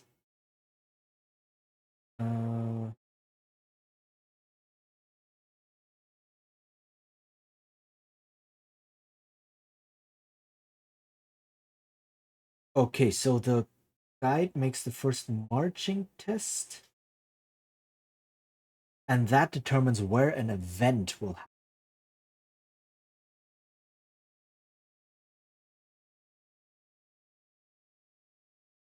No, wait. That determines how far they travel.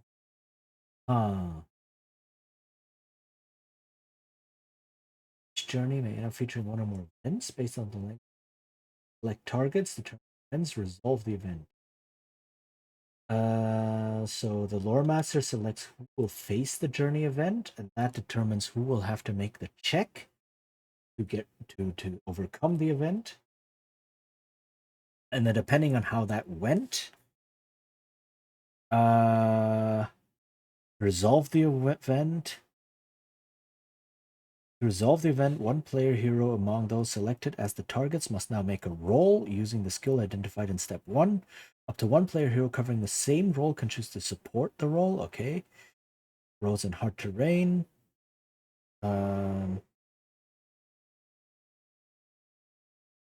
Okay, and then that just makes it more easier, more difficult. Each entry in the journey table specifies what happens in game terms based on whether the skill roll fails or succeeds. Consequence indicating the target concerns the player hero who made the roll. Okay. Then there's different event types like a terrible misfortune, ill choices, a mishap, a shortcut, chance meeting, and so forth. What is travel fatigue? Doesn't show travel fatigue. Hello?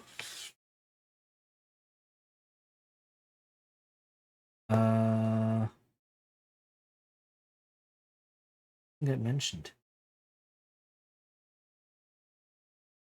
Uh-oh.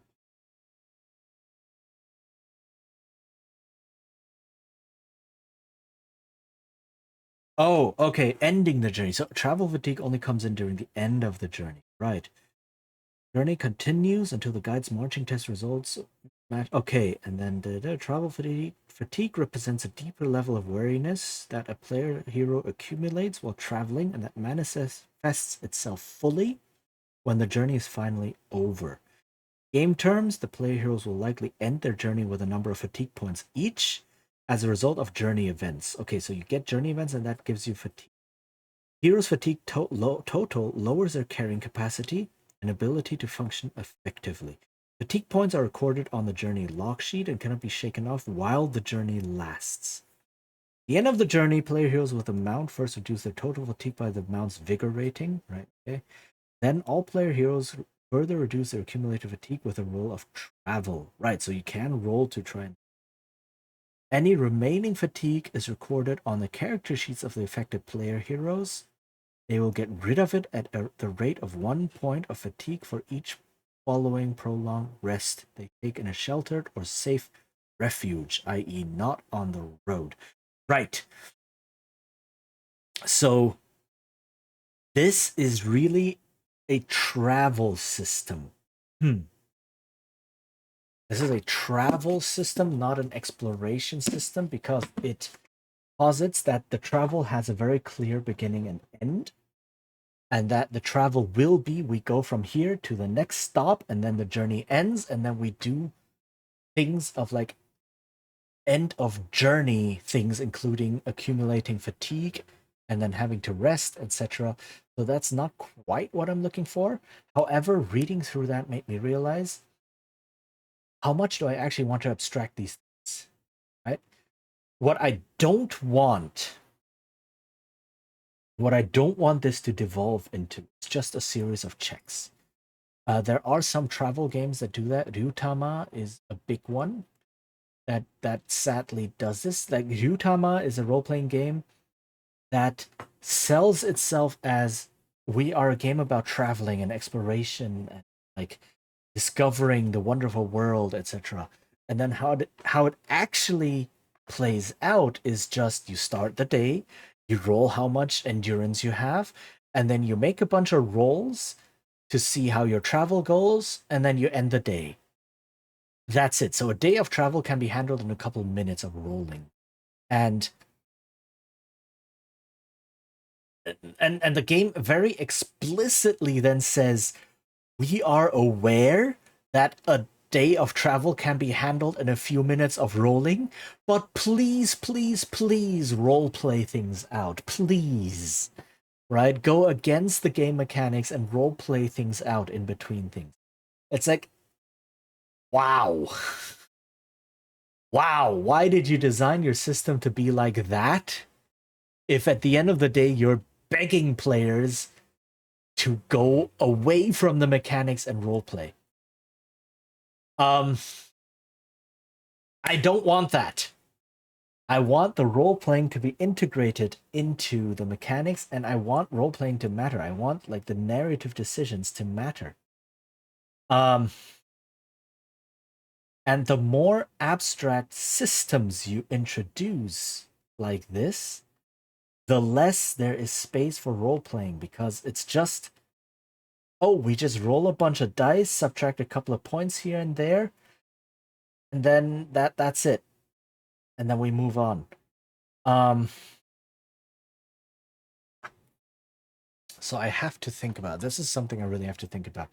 I now have some idea of what kind of system I could be making, but I do have to keep in mind, one of my design goals is that the narrative needs to prompt the mechanics. Not just the mechanics being a self-contained little circle that you play within, and then the narrative just kind of is an afterthought. I don't want that to happen. This is something I will have to think about. It will, like, having a position and momentum system for combat works because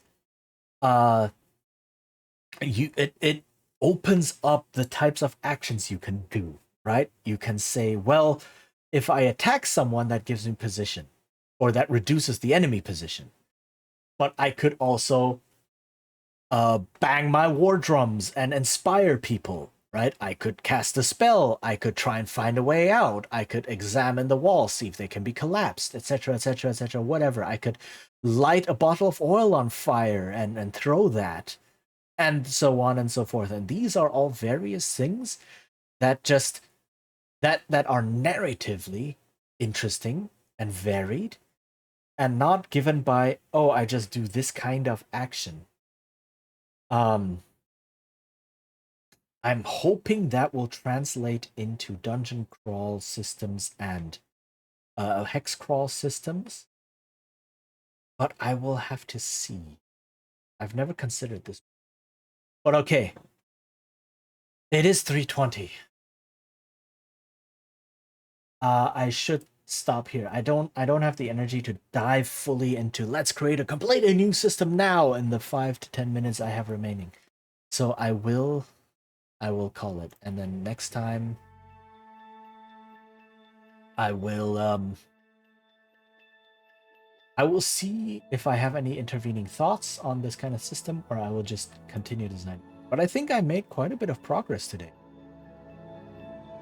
Some good progress. Okay. Let's see whom we can.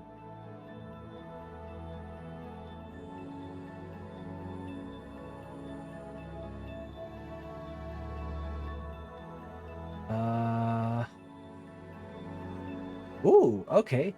Let's go say hi. Oh, wait, no, never mind. Who's this?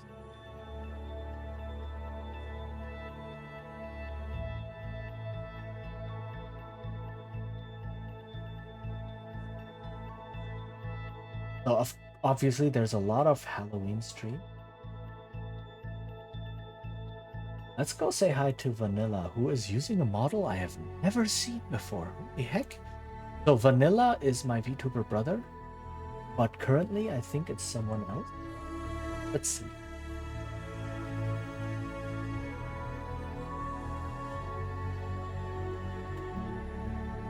Okay, Vanilla is, or I think it's Vanilla, I don't know. It's currently playing a Vision Mirage